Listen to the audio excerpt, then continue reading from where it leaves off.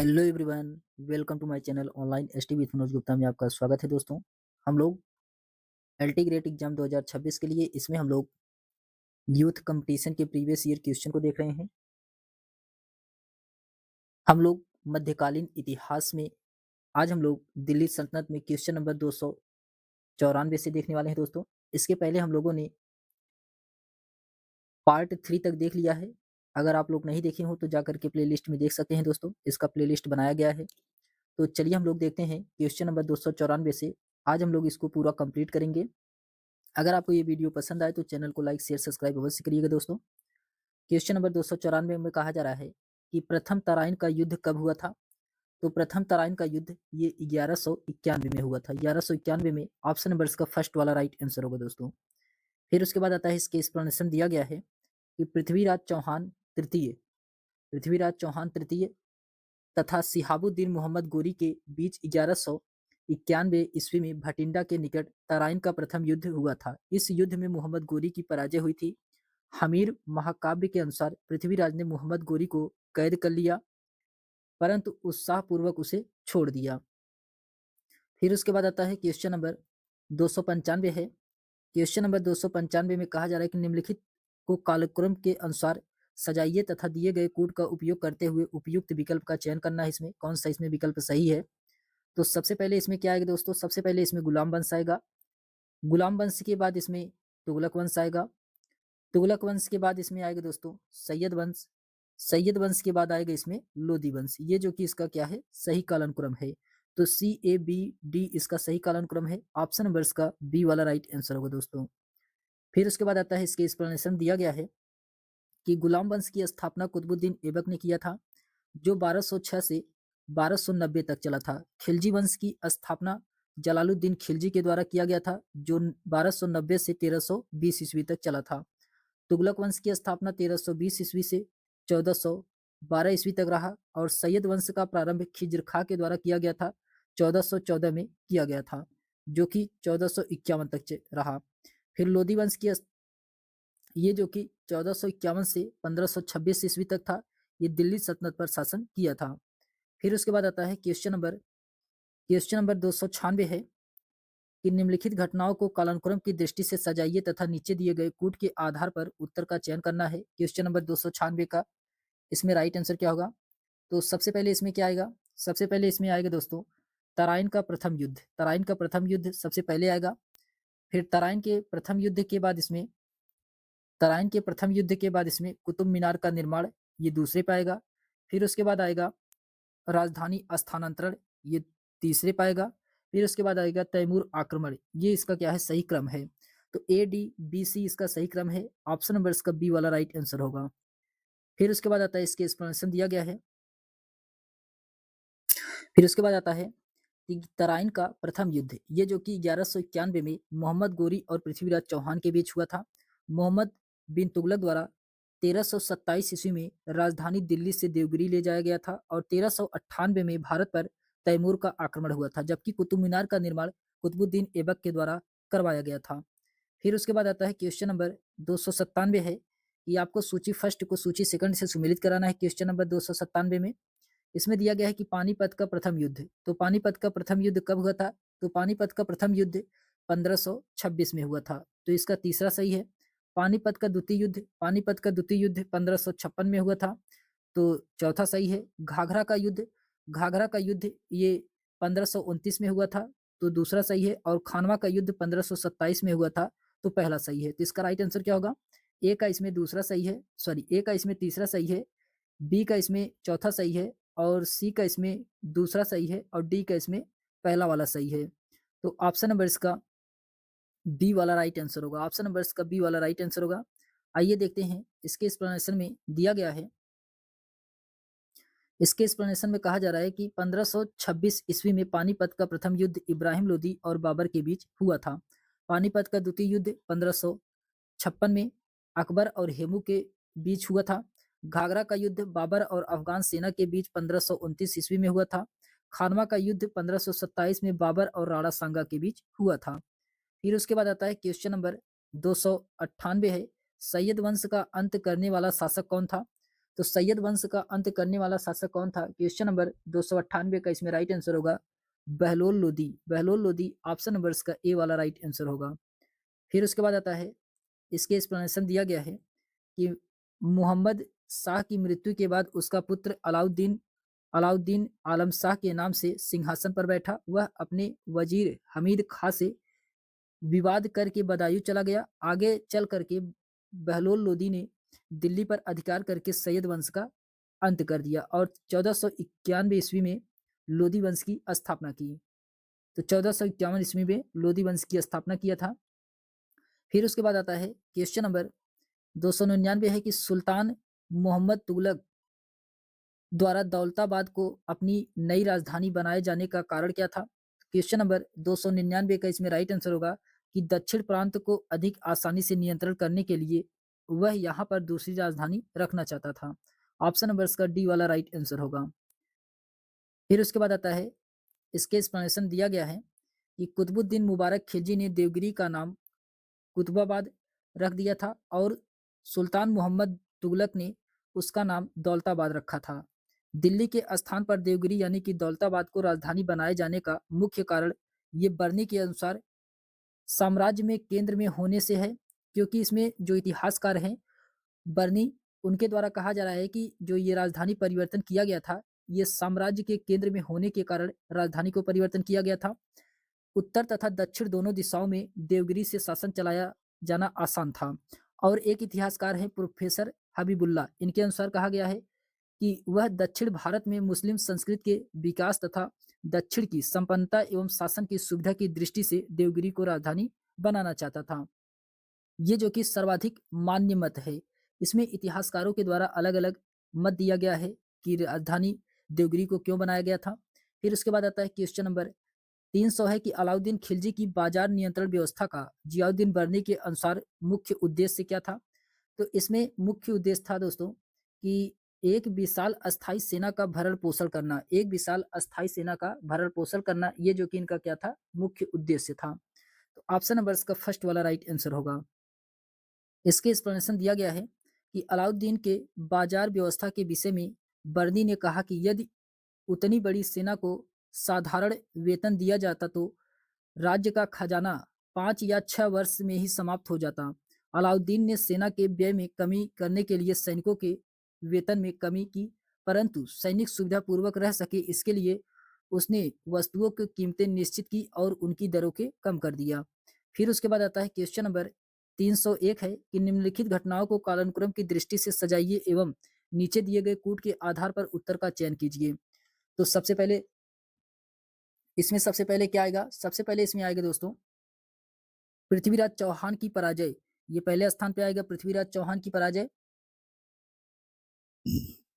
फिर उसके बाद आएगा कुतुब मीनार का निर्माण, ये दूसरे नंबर पे आएगा कुतुब मीनार का निर्माण।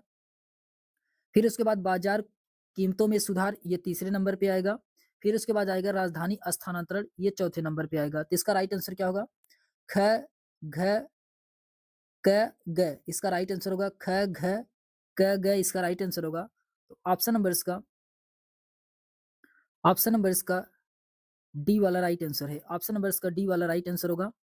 फिर उसके बाद आता है, इसके एक्सप्लेनेशन दिया गया है कि सल्तनत काल की प्रमुख घटनाओं का विवरण इस प्रकार है। 1192 ईस्वी में मोहम्मद गोरी के साथ युद्ध में पृथ्वीराज चौहान की पराजय हुई। इल्तुतमिश के समय में कुतुब मीनार का निर्माण का कार्य पूरा हुआ। अलाउद्दीन खिलजी ने विशाल सैन्य व्यवस्था बनाए रखने के लिए बाजार कीमतों में सुधार किया तथा 1327 में मोहम्मद बिन तुगलक ने अपनी राजधानी दिल्ली से दौलताबाद स्थानांतरित किया। फिर उसके बाद आता है क्वेश्चन नंबर 302 है कि तुर्क शासक सिहाबुद्दीन गोरी ने पृथ्वीराज चौहान को किस युद्ध में पराजित किया था? ये तराइन के द्वितीय युद्ध में। तराइन के द्वितीय युद्ध में ऑप्शन नंबर इसका बी वाला राइट आंसर होगा। इसके एक्सप्लेनेशन दिया गया है कि मोहम्मद गोरी का प्रथम आक्रमण 1175 में मुल्तान पर हुआ था और 1191 में तराइन के प्रथम युद्ध में गोरी की पराजय हुई थी, किंतु 1192 में तराइन के द्वितीय युद्ध में मोहम्मद गोरी ने पृथ्वीराज चौहान को हराया था। चौहानों की हार ने उत्तर भारत में तुर्कों की सत्ता की स्थापना लगभग तय कर दिया। फिर क्वेश्चन नंबर 303 है कि भारत में दास राजवंश की स्थापना किसने किया था? ये कुतुबुद्दीन ऐबक के द्वारा किया गया था। ऑप्शन नंबर इसका बी वाला राइट आंसर होगा कुतुबुद्दीन ऐबक। इसके एक्सप्लेनेशन दिया गया है कि 1206 से 1290 ईस्वी के मध्य हुए दिल्ली सल्तनत के सुल्तान गुलाम वंश के सुल्तानों के नाम से विख्यात हुए। यद्यपि वे न तो एक वंश के थे और न ही सुल्तान बनने का अवसर पर इनमें से कोई गुलाम था। दिल्ली का पहला मुस्लिम शासक कुतुबुद्दीन ऐबक था और उसी को भारत में तुर्की राज्य की स्थापना भी माना जाता है। फिर उसके बाद आता है क्वेश्चन नंबर 304 है कि मोहम्मद बिन तुगलक अपनी राजधानी दिल्ली से कहाँ ले गया था? तो दिल्ली से दौलताबाद ले गया था। दौलताबाद ऑप्शन नंबर इसका सी वाला राइट आंसर होगा। इसके एक्सप्लेनेशन दिया गया है कि मोहम्मद बिन तुगलक 1327 ईस्वी में अपनी राजधानी दिल्ली से देवगिरी को स्थानांतरित किया था। इस राजधानी परिवर्तन का उद्देश्य मंगोल आक्रमण से सुरक्षा को ध्यान में रख करके किया गया था, किंतु इस योजना की असफलता के उपरांत पुनः 1335 ईस्वी में उसने अपनी राजधानी दिल्ली ही स्थानांतरित कर दिया था। फिर उसके बाद आता है क्वेश्चन नंबर 305 है कि निम्नलिखित में से कौन दिल्ली का प्रथम मुस्लिम शासक था जिसने दक्कन को भेदा था? तो कौन था? क्वेश्चन नंबर 305 का इसमें राइट आंसर होगा, ये था अलाउद्दीन खिलजी। अलाउद्दीन खिलजी ऑप्शन नंबर इसका फर्स्ट वाला राइट आंसर होगा। इसके एक्सप्लेनेशन दिया गया है कि अलाउद्दीन खिलजी जो कि ये दिल्ली का प्रथम मुस्लिम शासक था जिसने सर्वप्रथम दक्षिण भारत को जीतने का प्रयास किया था। अलाउद्दीन इस सैन्य अभियान के लिए राजनीतिक एवं आर्थिक कारण महत्वपूर्ण थे। उसके दक्षिण अभियान में उसकी सेना पर मलिक काफूर को काफी सफलता मिली थी। फिर उसके बाद आता है क्वेश्चन नंबर क्वेश्चन नंबर 306 है। क्वेश्चन नंबर 306 में कहा जा रहा है कि मोहम्मद गोरी की मृत्यु के पश्चात कुतुबुद्दीन ऐबक ने भारतीय प्रांतों पर शासन किया, एक राजवंश की स्थापना की थी जिसका नाम क्या था? तो उसका नाम क्या था? क्वेश्चन नंबर 306 का इसमें राइट आंसर क्या होगा? तो क्वेश्चन नंबर 306 का इसमें राइट आंसर होगा गुलाम वंश। गुलाम वंश ऑप्शन नंबर इसका बी वाला राइट आंसर होगा, गुलाम वंश। इसके एक्सप्लेनेशन दिया गया है कि 1206 ईस्वी में मोहम्मद गोरी की मृत्यु के बाद कुतुबुद्दीन ऐबक ने गुलाम वंश की स्थापना की। 1206 ईस्वी से 1290 ईस्वी तक भारत पर तुर्की शासकों के शासन को मुज्जी, कुतबी, शमसी तथा बलबनी वर्गों में विभाजित किया। कुतुबुद्दीन को लाख बख्श की उपाधि दी गई है। इसके समय में लाहौर ही राजधानी रही। फिर उसके बाद आता है क्वेश्चन नंबर 307 है कि अपने विख्यात नेता चंगेज खां के नेतृत्व में मंगोल प्रथम बार किस सन में सिंधु नदी के किनारे संगठित हुए थे? ये कब हुए थे? ये हुए थे 1221 में। 1221 में ऑप्शन नंबर इसका फर्स्ट वाला राइट आंसर होगा, 1221 में। फिर उसके बाद आता है इसके एक्सप्लेनेशन दिया गया है कि मंगोल चंगेज खां के नेतृत्व में 1221 ईस्वी में सिंधु नदी के किनारे संगठित हुए। चंगेज खां जलालुद्दीन मकबरनी का पीछा करते हुए सिंध को जीतकर लाहौर तक पहुंच गया। स्थिति की वास्तविकता को समझते हुए सुल्तान इल्तुतमिश ने मकबरनी को दिल्ली में शरण नहीं दी। 1224 में जलालुद्दीन मकबरनी पर्सिया चला गया। फिर उसके बाद आता है क्वेश्चन नंबर 308 है कि पानीपत के प्रथम युद्ध ने लोधी वंश की रीढ़ की हड्डी को ही तोड़ दी तथा इसके परिणाम स्वरूप बाबर के नियंत्रण में एक बहुत बड़ा भूभाग आ गया। वह भूभाग फैला था, तो वह भूभाग कहाँ तक फैला था? तो दिल्ली एवं आगरा तक। दिल्ली एवं आगरा तक ऑप्शन नंबर इसका बी वाला राइट आंसर होगा, दिल्ली एवं आगरा तक। इसके एक्सप्लेनेशन दिया गया है कि पानीपत के प्रथम युद्ध में 1526 ईस्वी में बाबर की सेना ने इब्राहिम लोदी को परास्त कर भारत में मुगल वंश की स्थापना कर दिया। मुगल सत्ता के अंतर्गत दिल्ली तथा आगरा भी सम्मिलित था। पानीपत के युद्ध में बाबर ने उज्बेकों की युद्ध नीति यानी कि तुलगमा युद्ध पद्धति तथा तोपों को सजाने में उस्मानी विधि, रुमनी विधि का प्रयोग किया था। फिर उसके बाद आता है क्वेश्चन नंबर 309 है कि तराइन के द्वितीय युद्ध के पश्चात तुर्की शासन के अंतर्गत जो क्षेत्र हस्तांतरित हुए थे वह कौन सा था? तो वह था दोस्तों दिल्ली था और पूर्वी राज्य। दिल्ली और पूर्वी राजस्थान था। ऑप्शन नंबर इसका ए और बी दोनों सही है, दिल्ली और पूर्वी राजस्थान। ऑप्शन नंबर इसका डी वाला राइट आंसर होगा। इसके एक्सप्लेनेशन दिया गया है कि 1191 ईस्वी में तराइन के प्रथम युद्ध में मोहम्मद गोरी की पराजय हुई, लेकिन 1192 में ईस्वी में तराइन के द्वितीय युद्ध में पृथ्वीराज चौहान तृतीय की पराजय हुई। मोहम्मद गोरी ने दिल्ली तथा अजमेर पर अधिकार कर लिया। यहाँ उसने अपने अधीनस्थ शासक नियुक्त कर दिया अधीनस्थ शासक नियुक्त कर दिया। यह क्षेत्र पूर्वी राजस्थान में पड़ता है। इन क्षेत्रों पर चौहानों का शासन था। फिर उसके बाद आता है क्वेश्चन नंबर 310 है कि अलाउद्दीन खिलजी ने किस हिंदू शासक को राय रायन की उपाधि दिया था? ये दिया था रामचंद्र देव को। रामचंद्र देव को राय रायन की उपाधि दिया था। ऑप्शन नंबर इसका बी वाला राइट आंसर होगा। फिर उसके बाद आता है, इसके एक्सप्लेनेशन दिया गया है कि अलाउद्दीन खिलजी ने देवगिरी के शासक रामचंद्र देव को राय रायन की पदवी दी और चंदा देकर उसे सम्मानित भी किया था। उसे 1 लाख सोने के टंके के साथ साथ नौसारी की जागीर भी प्रदान किया था। फिर क्वेश्चन नंबर 311 है कि सुल्तान कुतुबुद्दीन ऐबक की राजधानी क्या थी? तो लाहौर था। लाहौर, ऑप्शन नंबर इसका ए वाला राइट आंसर होगा, लाहौर। इसके एक्सप्लेनेशन दिया गया है कि 1206 ईस्वी में मोहम्मद गोरी की मृत्यु के कारण कुतुबुद्दीन ऐबक ने लाहौर में स्थानीय नागरिकों के अनुरोध पर सत्ता ग्रहण की थी। एलदौज की तरफ से खतरा के कारण वह हमेशा लाहौर में ही रहा, वहीं उसकी राजधानी बन गई। यद्यपि कुतुबुद्दीन ऐबक को भारत में तुर्की राज्य का संस्थापक माना जाता है। इल्तुतमिश ने कुतुबुद्दीन ऐबक की मृत्यु के बाद राजधानी को लाहौर से दिल्ली लाया। इसीलिए कुतुबुद्दीन इसीलिए इल्तुतमिश को दिल्ली सल्तनत का वास्तविक संस्थापक माना जाता है। फिर उसके बाद आता है क्वेश्चन नंबर 312 है कि निम्नलिखित में से किस सुल्तान ने सर्वप्रथम ब्राह्मणों से जजिया कर वसूला था? ये सबसे पहले जजिया कर ब्राह्मणों से फिरोज शाह तुगलक के द्वारा वसूला गया था। ऑप्शन नंबर इसका डी वाला राइट आंसर होगा, फिरोज शाह तुगलक। इसके एक्सप्लेनेशन दिया गया है कि फिरोज शाह तुगलक वह सुल्तान था जिसने सबसे पहले ब्राह्मणों से जजिया कर वसूला था। उसने मजहब धर्मनिष्ठा प्रदर्शित करने के लिए, उलेमाओं को संतुष्ट करने के लिए ब्राह्मणों पर यह कर लगाया था। क्वेश्चन नंबर 313 है कि तैमूर लंग ने भारत पर आक्रमण किया था। ये कब किया था? 1398 में। 1398 में, ऑप्शन नंबर इसका बी वाला राइट आंसर होगा। इसके एक्सप्लेनेशन दिया गया है कि तैमूर लंग ने 1398 ईस्वी में भारत पर आक्रमण किया था। उस समय सुल्तान नासरुद्दीन महमूद का शासन था। ये जो कि वेरी वेरी इंपॉर्टेंट है। इसका शासन 1394 से 1412 ईस्वी तक था। फिर क्वेश्चन नंबर 314 है कि अलाउद्दीन खिलजी के विषय में क्या सत्य नहीं है? अलाउद्दीन खिलजी के विषय में क्या सत्य नहीं है? क्वेश्चन नंबर 314 का इसमें राइट आंसर क्या होगा? तो इसका राइट आंसर होगा कि सैन्य अधिकारियों को जागीरें प्रदान करना, ये जो कि क्या है, इसमें गलत है। मद्य निषेध, ये सही है। गुप्तचर प्रणाली का गठन, ये भी सही है। भू राजस्व की वृद्धि, ये भी सही है।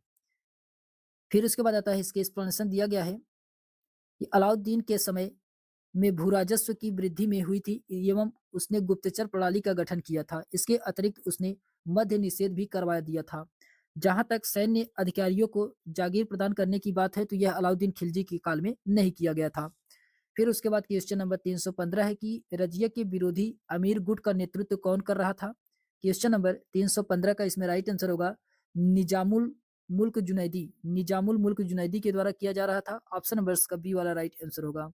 इसके एक्सप्लेनेशन दिया गया है कि रजिया के विरोधी अमीर गुट का नेतृत्व निजामुल मुल्क जुनैदी कर रहा था। रजिया दिल्ली सल्तनत की प्रथम महिला शासिका थी। उसने सभी अमीरों को पराजित किया था। फिर उसके बाद आता है क्वेश्चन नंबर 316 है। 316 में कहा जा रहा है कि इल्तुतमिश द्वारा सत्ता ग्रहण करने का क्या आधार था? इल्तुतमिश द्वारा सत्ता ग्रहण करने का क्या आधार था? क्वेश्चन नंबर 316 का इसमें राइट आंसर होगा कि दिल्ली के तुर्क अमीरों व सैन्य अधिकारियों ने उसका चयन किया था। ऑप्शन नंबर इसका सी वाला राइट आंसर होगा। फिर उसके बाद आता है, इसके एक्सप्लेनेशन दिया गया है कि इल्तुतमिश द्वारा सत्ता ग्रहण करने का प्रमुख आधार दिल्ली के तुर्क अमीरों व सैन्य अधिकारियों द्वारा उसका चयन किया जाना था। इल्तुतमिश बिना किसी अवरोध के दिल्ली की गद्दी पर आसीन हुआ था। फिर उसके बाद आता है क्वेश्चन नंबर 317 है कि निम्नलिखित में से किसने कहा कि भारत में मुस्लिम संप्रभुता का इतिहास वास्तव में इल्तुतमिश के शासनकाल से प्रारंभ होता है? ये किसके द्वारा कहा गया है? क्वेश्चन नंबर 317 का इसमें राइट आंसर होगा राम प्रसाद त्रिपाठी के द्वारा कहा गया है। राम प्रसाद त्रिपाठी के द्वारा कहा गया है। ऑप्शन नंबर इसका सी वाला राइट आंसर होगा। इसके एक्सप्लेनेशन दिया गया है कि यह राम प्रसाद त्रिपाठी का कथन है कि भारत में मुस्लिम संप्रभुता का इतिहास वास्तव में इल्तुतमिश के शासनकाल से प्रारंभ होता है। इल्तुतमिश दिल्ली सल्तनत का वास्तविक संस्थापक था। वह कुशल सेनापति एवं शासी योद्धा था। फिर उसके बाद आता है क्वेश्चन नंबर 318 है कि दीवाने मुस्तखराज विभाग की स्थापना की गई थी। तो दीवाने मुस्तखराज विभाग की स्थापना बकाया लगान वसूली के लिए किया गया था। बकाया लगान वसूली के लिए किया गया था। ऑप्शन नंबर इसका डी वाला राइट आंसर होगा। इसके एक्सप्लेनेशन दिया गया है कि दीवाने मुस्तखराज विभाग की स्थापना का उद्देश्य बकाया लगान वसूली करना था। इस विभाग की स्थापना अलाउद्दीन खिलजी के द्वारा किया गया था। इस विभाग के 3 मुख्य कार्य थे। पहला, राजस्व को एकत्रित करने वाले अधिकारी के नाम दूसरा बकाया राशि की जांच करना और तीसरा राजस्व वसूली करना था। फिर उसके बाद आता है क्वेश्चन नंबर 319 है, हुनूज दिल्ली दूरस्थ है, ये किस सुल्तान को संबोधित किया गया था? क्वेश्चन नंबर 319 का इसमें राइट आंसर होगा, ये किया गया है गयासुद्दीन तुगलक को। गयासुद्दीन तुगलक को ऑप्शन नंबर इसका बी वाला राइट आंसर होगा। इसके एक्सप्लेनेशन दिया गया है कि हुनूज दिल्ली दूरस्थ, यह कथन गयासुद्दीन तुगलक से संबंधित है। यह कथन सूफी संत शेख निजामुद्दीन औलिया के द्वारा कहा गया था। क्वेश्चन नंबर 320 है कि निम्नलिखित में से कौन से प्रांत का सैन्य एवं प्रशासनिक अधिकारी दोनों ही था? क्वेश्चन नंबर 320 का इसमें राइट आंसर होगा, ये बक्सी बक्सी ये जो कि सैन्य एवं प्रशासनिक दोनों अधिकारी होते थे। ऑप्शन नंबर इसका सी वाला राइट आंसर होगा। इसके एक्सप्लेनेशन दिया गया है, बक्सी प्रांत का सैन्य एवं प्रशासनिक अधिकारी दोनों होता था। इसका प्रमुख कार्य सूबे की सेना का देखभाल करना था। इसे कभी कभी सूबे का भी वाकिया ए नवीस भी कहा जाता था, वाकिया नवीस भी कहा जाता था। फिर उसके बाद आता है क्वेश्चन नंबर 321 है। क्वेश्चन नंबर 321 में कहा जा रहा है कि भारत पर आक्रमण करने वाला प्रथम तुर्क आक्रमणकारी कौन था? क्वेश्चन नंबर 321 का इसमें राइट आंसर होगा सुबुक्तगीन। सुबुक्तगीन था। ऑप्शन नंबर इसका फर्स्ट वाला राइट आंसर होगा सुबुक्तगीन। इसके एक्सप्लेनेशन दिया गया है कि भारत पर आक्रमण करने वाला प्रथम तुर्क आक्रमणकारी सुबुक्तगीन था। 986 से 87 ईस्वी में उसने सिंध के तत्कालीन शासक जयपाल पर आक्रमण करके उसे सिंध के लिए विवश कर दिया, संधि के लिए विवश कर दिया था। सुबुक्तगीन की मृत्यु 997 ईस्वी के समय उसके राज्य में संपूर्ण अफगानिस्तान, खुरासान, बल्ख और पश्चिमोत्तर भारत के सीमावर्ती प्रदेश थे। महमूद गजनवी सुबुक्तगीन का पुत्र था। अपने पिता की मृत्यु के बाद 997 ईस्वी में वो सिंहासन पर बैठा। महमूद गजनवी ने भारत पर 999 से 1027 ईस्वी के बीच 17 बार आक्रमण किया था। मोहम्मद बिन कासिम भारत पर आक्रमण करने वाला प्रथम अरब मुस्लिम शासक था, जिसने सिंध व मुल्तान को 712 में जीता था। फिर क्वेश्चन नंबर 322 से कुतुबुद्दीन ऐबक के किस स्थान से शासन का संचालन किया था? तो ये लाहौर से। ऑप्शन नंबर इसका ए वाला राइट आंसर होगा। इसके एक्सप्लेनेशन दिया गया है कि कुतुबुद्दीन ऐबक का औपचारिक राज्यारोहण 25 जून 1206 ईस्वी को हुआ था। उसको सत्ता के लिए मान्यता व नियुक्ति पत्र 3 वर्ष बाद प्राप्त हुआ। उसकी राजधानी लाहौर थी, अर्थात उसने शासन का संचालन लाहौर से ही किया था। उसको लाख बख्श यानी कि लाखों को दान करने वाला भी कहा जाता है। फिर उसके बाद आता है क्वेश्चन नंबर 323 है। क्वेश्चन नंबर 323 में कहा जा रहा है कि मंगोलों का आक्रमण सर्वप्रथम किस सुल्तान के समय में हुआ था? क्वेश्चन नंबर 323 का इसमें राइट आंसर क्या होगा? तो इल्तुतमिश के समय में हुआ था। इल्तुतमिश के समय में ऑप्शन नंबर इसका फर्स्ट वाला राइट आंसर होगा। फिर उसके बाद आता है, इसके एक्सप्लेनेशन दिया गया है कि मंगोलों का सर्वप्रथम आक्रमण सुल्तान इल्तुतमिश के समय में 1221 ईस्वी में हुआ था, जब तेमुचिन अर्थात चंगेज खान ख्वारिज्म में के अंतिम शाह जलालुद्दीन मकबरनी का पीछा करता हुआ सिंध तक पहुंचा। जलालुद्दीन मकबरनी ने इल्तुतमिश से शरण मांगी, जिससे इल्तुतमिश अस्वीकार कर दिया। इस प्रकार इल्तुतमिश ने नवोदित तुर्की साम्राज्य को मंगोल विध्वंस से बचा लिया। फिर उसके बाद क्वेश्चन नंबर 324 है कि दिल्ली सल्तनत की गद्दी पर बैठने वाला पहली मुस्लिम शासिका कौन थी? ये थी रजिया। रजिया ऑप्शन नंबर इसका बी वाला राइट आंसर होगा, रजिया। इसके एक्सप्लेनेशन दिया गया है कि दिल्ली सल्तनत की गद्दी पर बैठने वाली प्रथम मुस्लिम महिला शासिका रजिया सुल्तान थी। ये 1236 से लेकर के 1240 ईस्वी तक शासन किया था। रजिया सुल्तान इल्तुतमिश की पुत्री थी। इल्तुतमिश की मृत्यु के बाद रजिया ने अव्यवस्था की स्थिति को देख करके जनता की मदद से सत्ता पर अधिकार कर लिया था। फिर उसके बाद आता है क्वेश्चन नंबर 325 है कि अलाउद्दीन खिलजी के बाजार नियंत्रण की नीति के बारे में विस्तृत जानकारी का प्रमुख स्रोत क्या है? क्वेश्चन नंबर 325 का इसमें राइट आंसर क्या होगा? तारीख फिरोज शाही है। क्या है? तारीख फिरोज शाही है। ऑप्शन नंबर इसका डी वाला राइट आंसर होगा। फिर उसके बाद आता है, इसके एक्सप्लेनेशन दिया गया है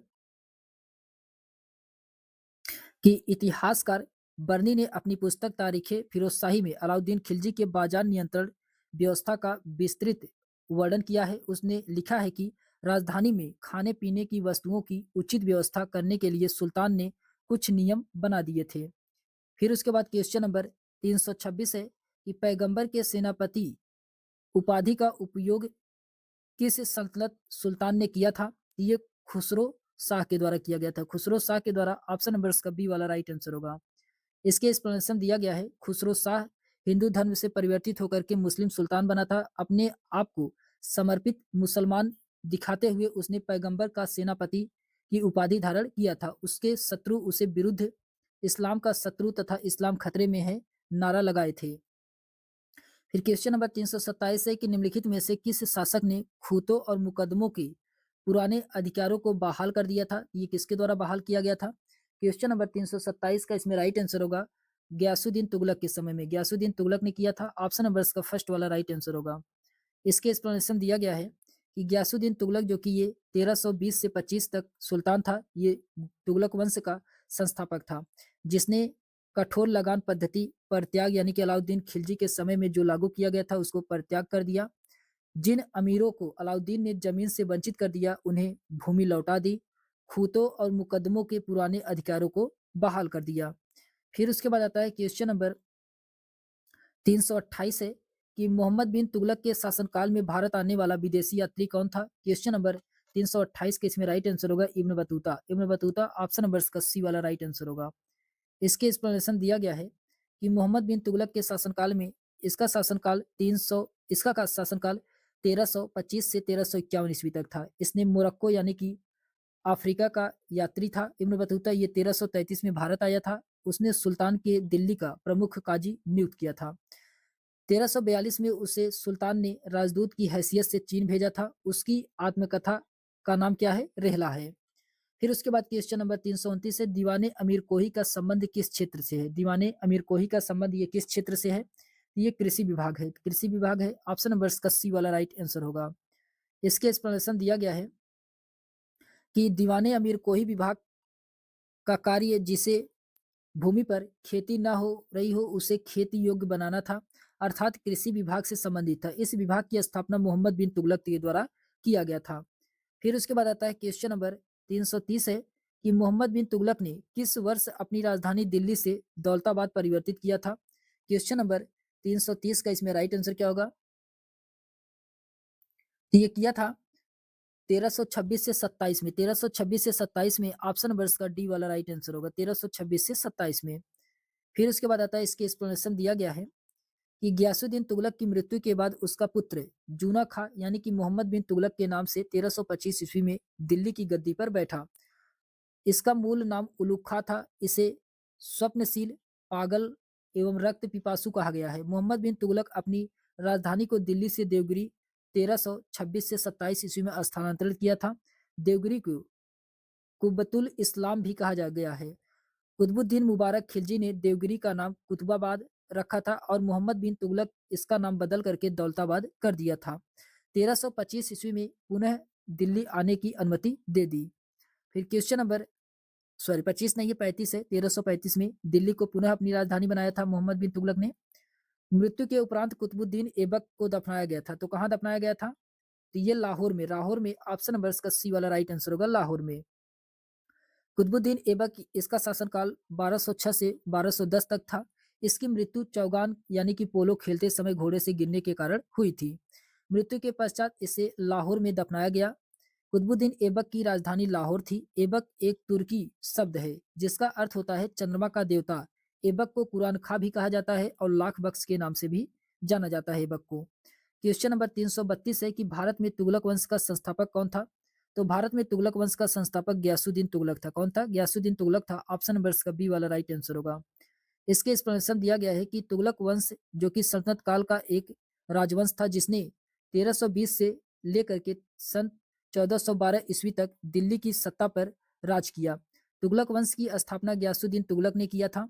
यह गाजी मलिक या तुगलक गाजी या गयासुद्दीन तुगलक 1320 से 1325 ईस्वी के नाम से 8 सितंबर 1320 को दिल्ली के सिंहासन पर बैठा था। इसने कुल 29 बार मंगोल आक्रमण में विफल किया। वह दिल्ली सल्तनत का पहला सुल्तान था जिसने अपने नाम के साथ गाजी यानी कि काफिरों का वध करने वाले शब्द को जोड़ा था।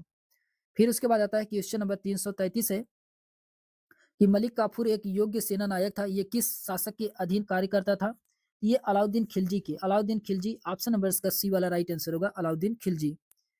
इसके एक्सप्लेनेशन दिया गया है कि 1297 ईस्वी में अलाउद्दीन खिलजी ने गुजरात के हिंदू राज्य को जीतने के लिए एक सेना भेजी। उस समय वहां का राजा राय कर्णदेव द्वितीय था। अलाउद्दीन ने सेना राजा कर्ण देव द्वितीय को पराजित करके वहां से बहुत सा धन एवं एक गुलाम मलिक काफूर को लेकर के लौटी थी। अलाउद्दीन मलिक काफूर को योग्यता से प्रभावित हुआ, उसे मलिक नायब की उपाधि भी दिया था। फिर उसके बाद क्वेश्चन नंबर 334 है कि 2.5 दिन का झोपड़ा किसने बनवाया था? तो 2.5 दिन का झोपड़ा ये कुतुबुद्दीन ऐबक के द्वारा बनवाया गया था। ऑप्शन नंबर इसका सी वाला राइट आंसर होगा, कुतुबुद्दीन ऐबक।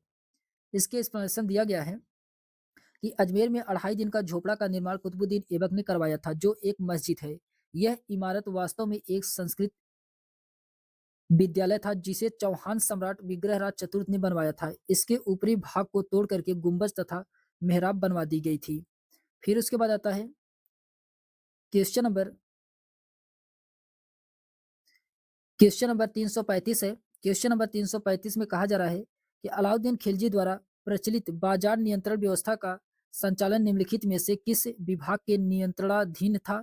ये किस विभाग के नियंत्रणाधीन था? क्वेश्चन नंबर 335 का इसमें राइट आंसर होगा दीवाने रियासत। दीवाने रियासत ऑप्शन नंबर इसका फर्स्ट वाला राइट आंसर होगा, दीवाने रियासत।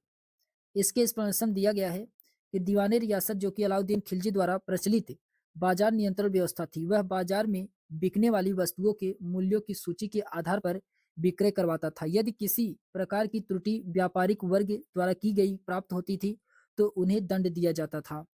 फिर उसके बाद आता है क्वेश्चन नंबर 336 है कि निम्नलिखित में से किसने दाग ओ चेहरा यानी कि घोड़े के दागने और सैनिकों के वर्णन वृत्त प्रथा का प्रारंभ किया था? ये अलाउद्दीन खिलजी के द्वारा किया गया था। अलाउद्दीन खिलजी के द्वारा ऑप्शन नंबर का सी वाला राइट आंसर होगा, अलाउद्दीन खिलजी के द्वारा।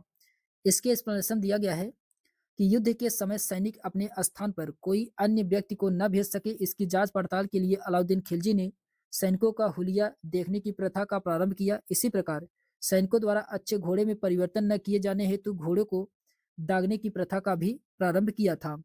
फिर उसके बाद आता है क्वेश्चन नंबर 337 है कि निम्नलिखित में से किसका कथन है कि मोहम्मद बिन तुगलक देवगिरी को अपनी राजधानी इसीलिए बनाना चाहता था कि क्योंकि यह साम्राज्य के केंद्र में स्थित था? ये किसका कथन है? क्वेश्चन नंबर 337 का इसमें राइट आंसर होगा जियाउद्दीन बर्नी का है। किसका ये कथन है? जियाउद्दीन बर्नी का कथन है। ऑप्शन नंबर इसका फर्स्ट वाला राइट आंसर होगा, जियाउद्दीन बर्नी। इसके एक्सप्लेनेशन दिया गया है कि दिल्ली के स्थान पर देवगिरी को राजधानी बनाए जाने के अनेक कारण थे। बर्नी का कहना था कि देवगिरी जो कि साम्राज्य के केंद्र में स्थित होने के कारण महत्वपूर्ण था, जबकि इब्न बतूता बताता है कि सुल्तान को दिल्ली के नागरिकों से असम्मान पूर्ण पत्र प्राप्त होते थे, अतः उन्हें दंडित करने के लिए देवगिरी को राजधानी बनाने का निर्णय लिया था। फिर उसके बाद इसामी कहता है कि दिल्ली के नागरिकों की शक्ति को तोड़ने के लिए उन्हें दक्षिण भारत को ले जाना चाहता था। फिर उसके बाद आते हैं डॉक्टर निजामी। डॉक्टर निजामी का कहना है कि मोहम्मद बिन तुगलक का लक्ष्य दो राजधानियां दिल्ली और दौलताबाद बनाने का था। क्वेश्चन नंबर 338 है कि निम्नलिखित में से कौन दिल्ली सुल्तानों के अधीन सैन्य विभाग का प्रमुख होता था? तो ये कौन होता था? ये होता था आरिजे मुमालिक। आरिजे मुमालिक होता था। ऑप्शन नंबर इसका सी वाला राइट आंसर होगा, आरिजे मुमालिक। इसके एक्सप्लेनेशन दिया गया है कि दिल्ली सुल्तानों के अधीन सैन्य विभाग का प्रमुख आरिजे मुमालिक होता था। उसका विभाग दीवाने अर्ज था। उसका कार्य सैनिक की भर्ती, उनका विवरण रखना तथा अस्त्र शस्त्र की व्यवस्था करना।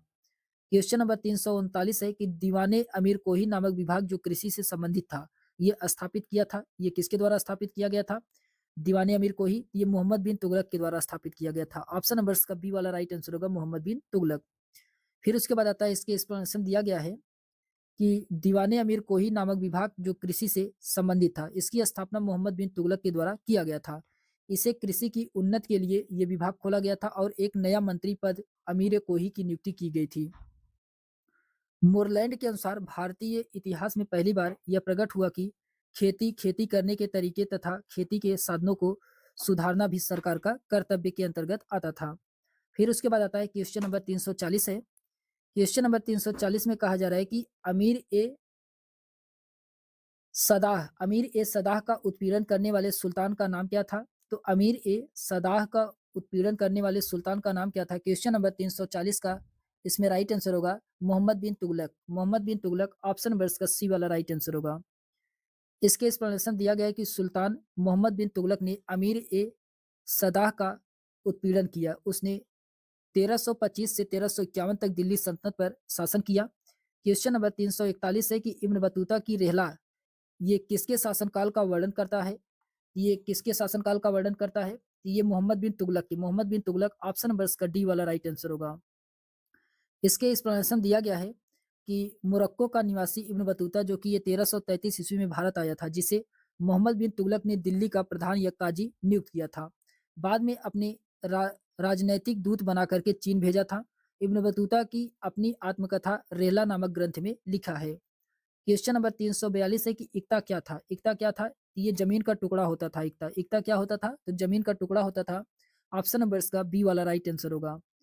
इसके एक्सप्लेनेशन दिया गया है कि एकता वह भूमि कहलाती थी जो सैनिक सरदारों को सेना रखने के उपलक्ष्य में प्रदान किया जाता था, जिसकी आय से सरदार अपनी सेना का प्रबंध कर सके। इस प्रकार एकता भूमि शासकीय जमीन का एक टुकड़ा था जिसका मालिक मुक्ता होता था। एकता का मालिक कौन होता था? तो मुक्ता होता था।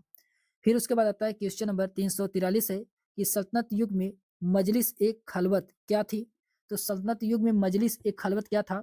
ये सुल्तान का एक परामर्शदात्री संस्था होती थी। सुल्तान का एक परामर्शदारी दात्री संस्था होती थी मजलिस एक खलवत। ऑप्शन नंबर इसका फर्स्ट वाला राइट आंसर होगा। इसके एक्सप्लेनेशन दिया गया है कि सुल्तान को परामर्श देने के लिए मजलिस एक खलवत एक मंत्री परिषद थी। गुलाम युग में इस परिषद के 4 मंत्रियों की संख्या होती थी जो राज्य के 4 स्तंभ माने जाते थे। बाद में इनकी संख्या 6 हो गई जो निम्न है। कौन कौन से हैं इसमें? पहला वजीर है, दूसरा आरिजे मुमालिक है, तीसरा दीवाने रसालत है, चौथा दीवाने इंसा है, पांचवा सद्र उस सुदूर है और छठवां दीवाने कजा है। सुल्तान मजलिसे खलवत में सभी को न बुला करके अपनी मर्जी से कुछ ही लोगों को बुलाता था। फिर उसके बाद आता है क्वेश्चन नंबर 344 है कि निम्नलिखित में से कौन सा शासक लाख बख्श के नाम से जाना जाता है? तो कुतुबुद्दीन ऐबक को लाख बख्श के नाम से जाना जाता है। लाख बख्श किसे कहा जाता है? तो ये कुतुबुद्दीन ऐबक को कहा जाता है। ऑप्शन नंबर इसका फर्स्ट वाला राइट आंसर होगा। फिर उसके बाद आता है क्वेश्चन नंबर अच्छा, इसके एक्सप्लेनेशन में दिया गया है कि कुतुबुद्दीन ऐबक जो कि ये गुलाम वंश के शासकों में से एक उदार शासक था, उसकी उपाधि लाख बख्श थी। अपनी उदारता के कारण लाखों का दान देने के कारण उसे यह उपाधि दिया गया था। दूसरी उपाधि कुरान खां का था क्योंकि उसे पूरी कुरान मौखिक रूप से कंठस्थ थी और यह सुरीले आवाज में कुरान को पढ़ता था, इसीलिए उसको कुरान खां नाम दिया गया था। क्वेश्चन नंबर 345 है कि वह कौन सा प्रथम मुस्लिम लेखक था जिसने अपनी रचनाओं में हिंद के शब्दों एवं भारतीय काव्य की कल्पनाओं एवं विषयों का प्रयोग किया है? तो वह कौन है? क्वेश्चन नंबर 345 का इसमें राइट आंसर क्या होगा? तो यह है अमीर खुसरो। अमीर खुसरो, ऑप्शन नंबर इसका सी वाला राइट आंसर होगा, अमीर खुसरो। इसके एक्सप्लेनेशन दिया गया है कि अबुल हसन यामुनुद्दीन खुसरो, जिसे प्रायः अमीर खुसरो के नाम से जाना जाता है, जिसका जन्म 1253 ईस्वी में उत्तर प्रदेश के कासगंज जिले के पटियाली नामक स्थान पर हुआ था। अमीर खुसरो अपनी रचनाओं में हिंदी के शब्दों एवं भारतीय काव्य की कल्पनाओं एवं विषयों का प्रयोग किया है। क्वेश्चन नंबर 346 है कि दिल्ली शहर का निर्माण किसने किया था? दिल्ली शहर का निर्माण अनंगपाल के द्वारा किया गया था। अनंगपाल, ऑप्शन नंबर इसका बी वाला राइट आंसर होगा।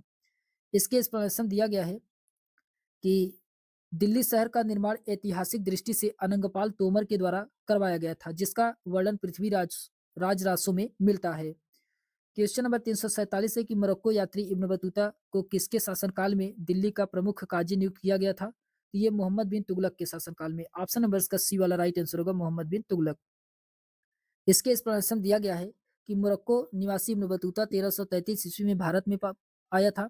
मोहम्मद बिन तुगलक के दरबार में आया था। तुगलक ने उसे दिल्ली शहर का काजी नियुक्त किया था। इब्न बतूता ने सुल्तान मोहम्मद बिन तुगलक के शासनकाल की घटनाओं के बारे में एक पुस्तक लिखी है जिसका नाम क्या है? रेहला है।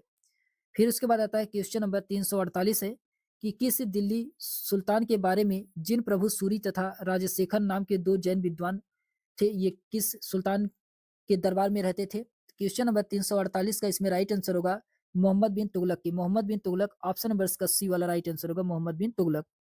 इसके एक्सप्लेनेशन दिया गया है कि मोहम्मद बिन तुगलक के उदारवादी विचारों का प्रमाण हमें कुछ जैन परंपराओं में मिलता है, जिसके अनुसार उसने जैन विद्वान जिन प्रभु सूरी और राजशेखर को अपने दरबार में सम्मानित किया था। फिर उसके बाद आता है क्वेश्चन नंबर 349 है कि अलाउद्दीन खिलजी की विजयों को तिथि क्रमानुसार व्यवस्थित कीजिए। क्वेश्चन नंबर 349 का इसमें राइट आंसर क्या होगा? तो सबसे पहले इसमें आएगा दोस्तों, सबसे पहले इसमें क्या आएगा? सबसे पहले इसमें गुजरात का विजय किया था। गुजरात का विजय सबसे पहले, गुजरात के बाद इसमें रणथंभौर का विजय हुआ था। रणथंभौर के बाद इसमें चित्तौड़ का विजय किया था और चित्तौड़ के बाद इसमें तेलंगाना का विजय किया था। तो इसका राइट आंसर होगा दूसरा, पहला, तीसरा, चौथा इसका राइट आंसर होगा। ऑप्शन नंबर इसका डी वाला राइट आंसर होगा। फिर उसके बाद आता है, इसके एक्सप्लेनेशन दिया गया है कि गुजरात का विजय 1297 में हुआ था, रणथंभौर का 1301 में और चित्तौड़ का 1303 में, तेलंगाना का विजय 1309 और 1310 में, 1309 या 1310 में। फिर उसके बाद आता है क्वेश्चन नंबर 350 है कि वह मामलुक सुल्तान जो राजत्व के दैवीय सिद्धांत का पक्षधर था, कौन था? क्वेश्चन नंबर 350 की इसमें राइट आंसर होगा बलबन। बलबन ऑप्शन नंबर इसका ए वाला राइट आंसर होगा, बलबन इसका राइट आंसर होगा। फिर उसके बाद आता है, इसके एक्सप्लेनेशन दिया गया है कि बलबन के राजत्व के दैवीय सिद्धांत का पक्षधर था।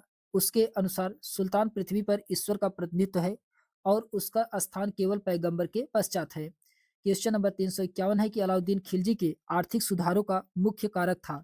तो अलाउद्दीन खिलजी के आर्थिक सुधारों का मुख्य कारक क्या था? एक शक्तिशाली सेना का निर्वहन करना। ऑप्शन नंबर इसका बी वाला राइट आंसर होगा। फिर उसके बाद आता है, इसके एक्सप्लेनेशन दिया गया है कि अलाउद्दीन खिलजी के आर्थिक सुधारों का मुख्य कारक यह था कि वह एक शक्तिशाली सेना का निर्वहन करना चाहता था और इसका वर्णन जियाउद्दीन बर्नी अपनी पुस्तक तारीख फिरोजशाही में किया है। क्वेश्चन नंबर 352 है कि संतत काल के दिल्ली के राजगद्दी पर बैठने वाला अकेला भारतीय मुस्लिम कौन था? क्वेश्चन नंबर 352 का इसमें राइट आंसर होगा, ये नासरुद्दीन खुसरो शाह था। नासरुद्दीन खुसरो शाह था। ऑप्शन नंबर इसका फर्स्ट वाला राइट आंसर होगा। इसके एक्सप्लेनेशन दिया गया है कि सल्तनत काल के दिल्ली की गद्दी पर बैठने वाला अकेला भारतीय मुस्लिम नासरुद्दीन खुसरो शाह था, जो कि हिंदू धर्म से परिवर्तित होकर के मुसलमान बना था। उसने पैगंबर के सेनापति की उपाधि धारण किया था। क्वेश्चन नंबर 353 है कि अलाउद्दीन खिलजी कौन सा कर नहीं लाया गया था? अलाउद्दीन खिलजी के द्वारा कौन सा कर नहीं लगाया गया था? क्वेश्चन नंबर 353 का इसमें राइट आंसर होगा, किस्मत एक होती। किस्मत एक होती है जो कि अलाउद्दीन खिलजी के द्वारा नहीं लगाया गया था। ऑप्शन नंबर इसका सी वाला राइट आंसर होगा। इसके एक्सप्लेनेशन दिया गया है कि अलाउद्दीन खिलजी ने किस्मत एक होती नामक कर नहीं लगाया था। घड़ी एक आवास कर था।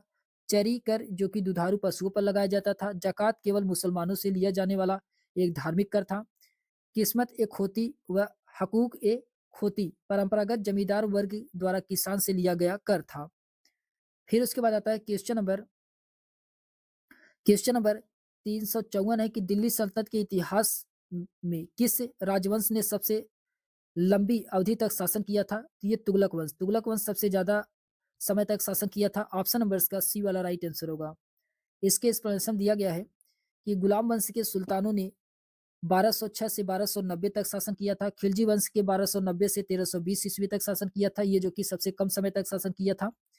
लोधी वंश से 1451 से 1526 तक और तुगलक वंश से 1320 से 1412 ईस्वी तक दिल्ली सल्तनत के शासन किए थे।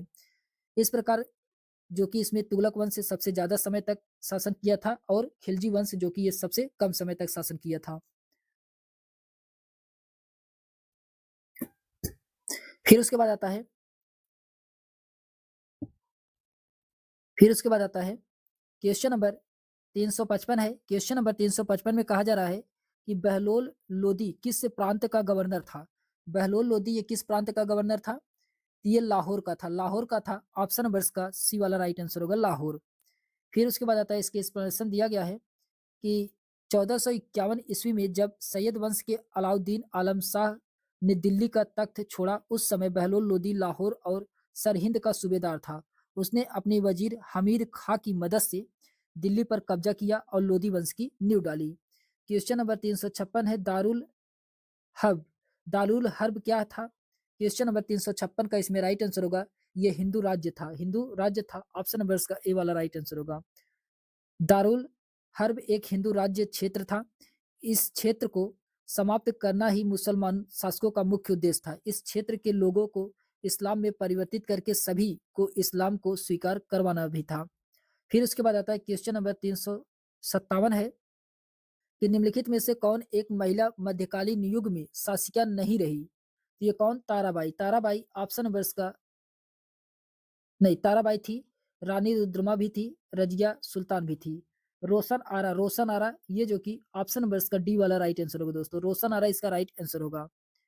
इसके एक्सप्लेनेशन दिया गया है कि सॉरी शाहजहाँ की पत्नी मुमताज महल से उत्पन्न 14 संतानों में केवल 4 पुत्र एवं 3 पुत्रियां ही जीवित बचे थे, जिनके नाम थे जहां आरा जिसका जन्म 1614 ईस्वी में हुआ था, दारा सिको 1615 ईस्वी में, रोशन आरा इनका जन्म 1617 ईस्वी में हुआ था, औरंगजेब का जन्म 1618 ईस्वी में, मुराद बख्श का जन्म 1629 में और गौहर आरा का जन्म 1631 ईस्वी में हुआ था।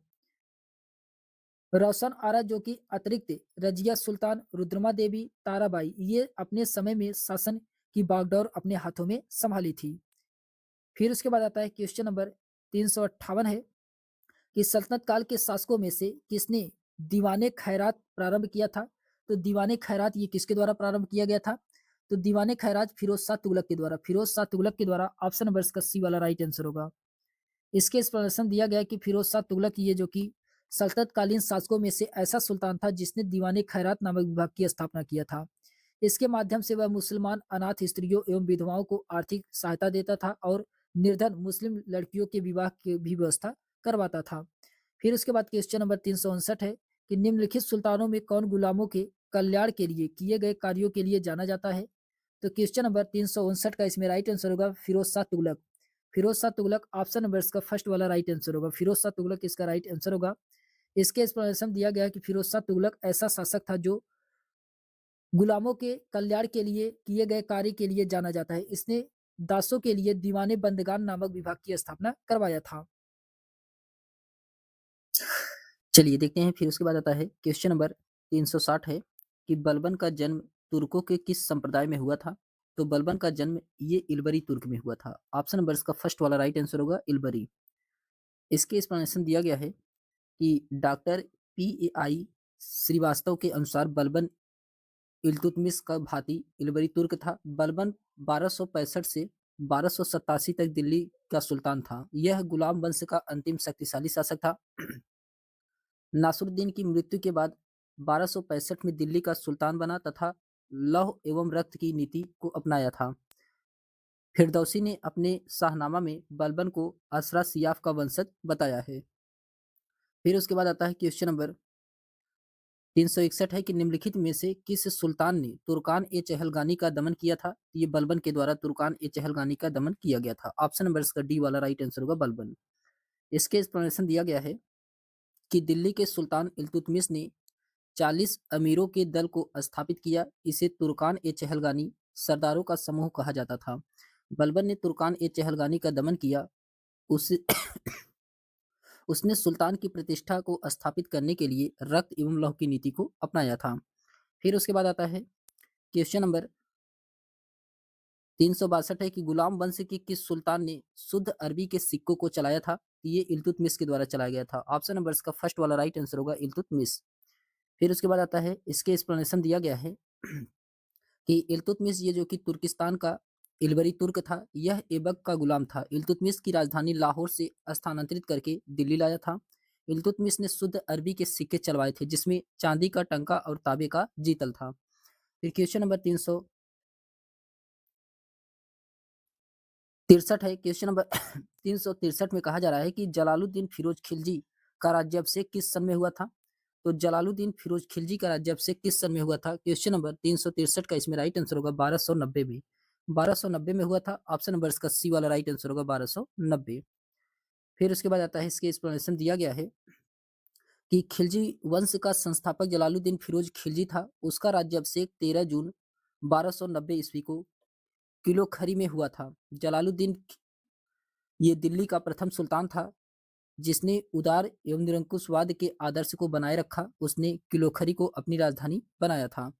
फिर उसके बाद आता है क्वेश्चन नंबर 364 है कि निम्नलिखित में से कौन हजार मर्दह कहलाता है? तो हजार मर्दह ये कौन कहलाता है? क्वेश्चन नंबर 364 का इसमें राइट आंसर होगा। ये कहा जाता है कबीर खान को। कबीर खां को कहा जाता है। ऑप्शन नंबर इसका फर्स्ट वाला राइट आंसर होगा कबीर खां।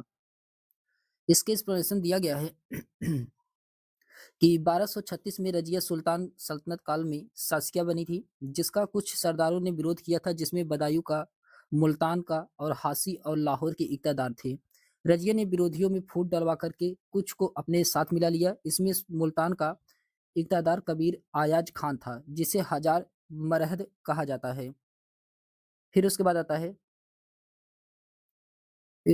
है क्वेश्चन नंबर 365 है। 365 में कहा जा रहा है कि निम्नलिखित में से कौन रात्रि में अपना अधिकतर समय प्रार्थना एवं चिंतन में व्यतीत करता था? क्वेश्चन नंबर 365 का इसमें राइट आंसर क्या होगा? तो ये इल्तुतमिश था। ऑप्शन नंबर इसका बी वाला राइट आंसर होगा इल्तुतमिश। इसके एक्सप्लेनेशन दिया गया है कि 1211 में इल्तुतमिश दिल्ली का सुल्तान बना। उसने सुल्तान के पद की स्वीकृति खलीफा से प्राप्त की। इल्तुतमिश इल्बरी तुर्क था। वह श्रेष्ठ शासक था। रात्रि में अपना अधिकतर समय प्रार्थना एवं चिंतन में व्यतीत करता था। क्वेश्चन नंबर 366 है, रैयत आला की उपाधि धारण की थी। तो रैयत आला की उपाधि किसके द्वारा धारण किया गया था? तो ये खिज्र खा के द्वारा रैयत आला की उपाधि धारण किया गया था। ऑप्शन नंबर इसका सी वाला राइट आंसर होगा, खिज्र खा। इसके एक्सप्लेनेशन दिया गया है। खिज्र खा जो कि सैयद वंश का संस्थापक था। खिज्र खा ये सैयद वंश का संस्थापक था। इसने अपने आप को पैगंबर मोहम्मद का वंशज बताया था। 1414 में दौलत खान लोदी से दिल्ली को छीन लिया और पहला सैयद सुल्तान बना, परंतु खिज्र खां ने सुल्तान की उपाधि धारण नहीं किया, बल्कि रैयत आला की उपाधि धारण किया था। क्वेश्चन नंबर 367 है, किसने अशोक के पाषाण स्तंभों को स्वर्ण स्तंभ कहा है? ये फिरोज शाह तुगलक के द्वारा कहा गया है। ऑप्शन नंबर इसका डी वाला राइट आंसर होगा, फिरोज शाह तुगलक। इसके एक्सप्लेनेशन दिया गया है कि मोहम्मद बिन तुगलक के बाद फिरोज शाह तुगलक दिल्ली का सुल्तान बना। उसने अशोक के दो स्तंभों टोपरा व मेरठ को दिल्ली मंगवाया और स्थापित किया। इसने स्तंभों को स्वर्ण स्तंभ की संज्ञा दी है। फिर क्वेश्चन नंबर 368 है कि अमीर खुसरो ने अपनी रचना आशिका ये किसके आदेश पर किया था? ये खिज्र खा के आदेश पर किया था। ऑप्शन नंबर इसका बी वाला राइट आंसर होगा, खिज्र खा। इसके एक्सप्लेनेशन दिया गया है कि आशिका जो की रचना अमीर खुसरो ने खिज्र खा के आदेश पर किया था। इसकी रचना पद्य मूलतया गुजरात के राजा कर्ण देव की पुत्री देवल देवी और अलाउद्दीन खिलजी के पुत्र खिज्र खा के प्रेम का वर्णन किया गया है। इसमें खिज्र खा ने नैतिक पतन का भी वर्णन मिलता है। फिर उसके बाद आता है क्वेश्चन नंबर 369 है कि किसने एक हाथी और नागौर की गवर्नरी के बदले सिंहासन से अपनी दावेदारी त्याग दिया था? ये कौन था? किसलू खा थे। किसलू खा थे। ऑप्शन नंबर इसका बी वाला राइट आंसर होगा, किसलू खा। इसके एक्सप्लेनेशन दिया गया है कि अलाउद्दीन मसूद जो कि 1242 से 1246 ईस्वी तक दिल्ली का सुल्तान था और 1246 से 1265 ईस्वी तक नासरुद्दीन महमूद ने दिल्ली पर शासन किया। किसलू खान ने एक समझौते के तहत एक हाथी और नागौर की गवर्नरी के बदले सिंहासन से अपनी दावेदारी त्याग दिया था। फिर उसके बाद आता है क्वेश्चन नंबर 370 है कि बलबन प्रसिद्ध था किसके लिए? तो बलबन किसके लिए फेमस था? तो बलबन रक्त और लौह की नीति के लिए फेमस था। रक्त और लौह की नीति के लिए फेमस था। ऑप्शन नंबर इसका फर्स्ट वाला राइट आंसर होगा। फिर उसके बाद आता है, इसके एक्सप्लेनेशन दिया गया है कि बलबन 1265 से 1287 ईस्वी में इल्तुतमिश का गुलाम था। इसका नाम बहाउद्दीन था। बलबन ने अपने विरोधियों के प्रति रक्त और लौह की नीति अपनाई थी। इसी के समय में फारसी कवि अमीर खुसरो और अमीर हसन थे। बंगाल में तुगरेल खा का विद्रोह इसी के समय में हुआ था। क्वेश्चन नंबर 371 है कि स्वर्ग दुआरी नामक शिविर किस सुल्तान से संबंधित है? क्वेश्चन नंबर 371 का इसमें राइट आंसर होगा मोहम्मद बिन तुगलक से। मोहम्मद बिन तुगलक। ऑप्शन नंबर इसका सी वाला राइट आंसर होगा। फिर उसके बाद आता है, इसके एक्सप्लेनेशन दिया गया है कि सुल्तान मोहम्मद बिन तुगलक ने दोआब क्षेत्र में अकाल एवं महामारी से बचने के लिए स्वर्ग दुआरी नामक शिविर दिल्ली में स्थापित करवाई थी। मध्यकालीन सभी सुल्तानों में मोहम्मद बिन तुगलक जो कि सर्वाधिक शिक्षित विद्वान योग्य व्यक्ति था। वह अपनी सनक भरी योजनाओं, क्रूर कृत्यों एवं दूसरे के सुख दुख के प्रति उपेक्षा भाव रखने के कारण स्वप्नशील, पागल, रक्त पिपासु कहा जाता है। फिर उसके बाद आता है क्वेश्चन नंबर 372 है कि तुगलक साम्राज्य विभाजित था कितने में? 23 मुक्तों या प्रांतों में विभाजित था। 23 मुक्तों या प्रांतों में। ऑप्शन नंबर इसका सी वाला राइट आंसर होगा। इसके एक्सप्लेनेशन दिया गया है कि तुगलक साम्राज्य 23 मुक्तों प्रांतों में विभाजित था। 5 सितंबर 1320 ईस्वी को खुसरो खां को पराजित करके गाजी मलिक या तुगलक गाजी गयासुद्दीन तुगलक के नाम से दिल्ली की गद्दी पर बैठा था। इसके बाद मोहम्मद बिन तुगलक शासक बना। इनका साम्राज्य 23 भागों में विभाजित था।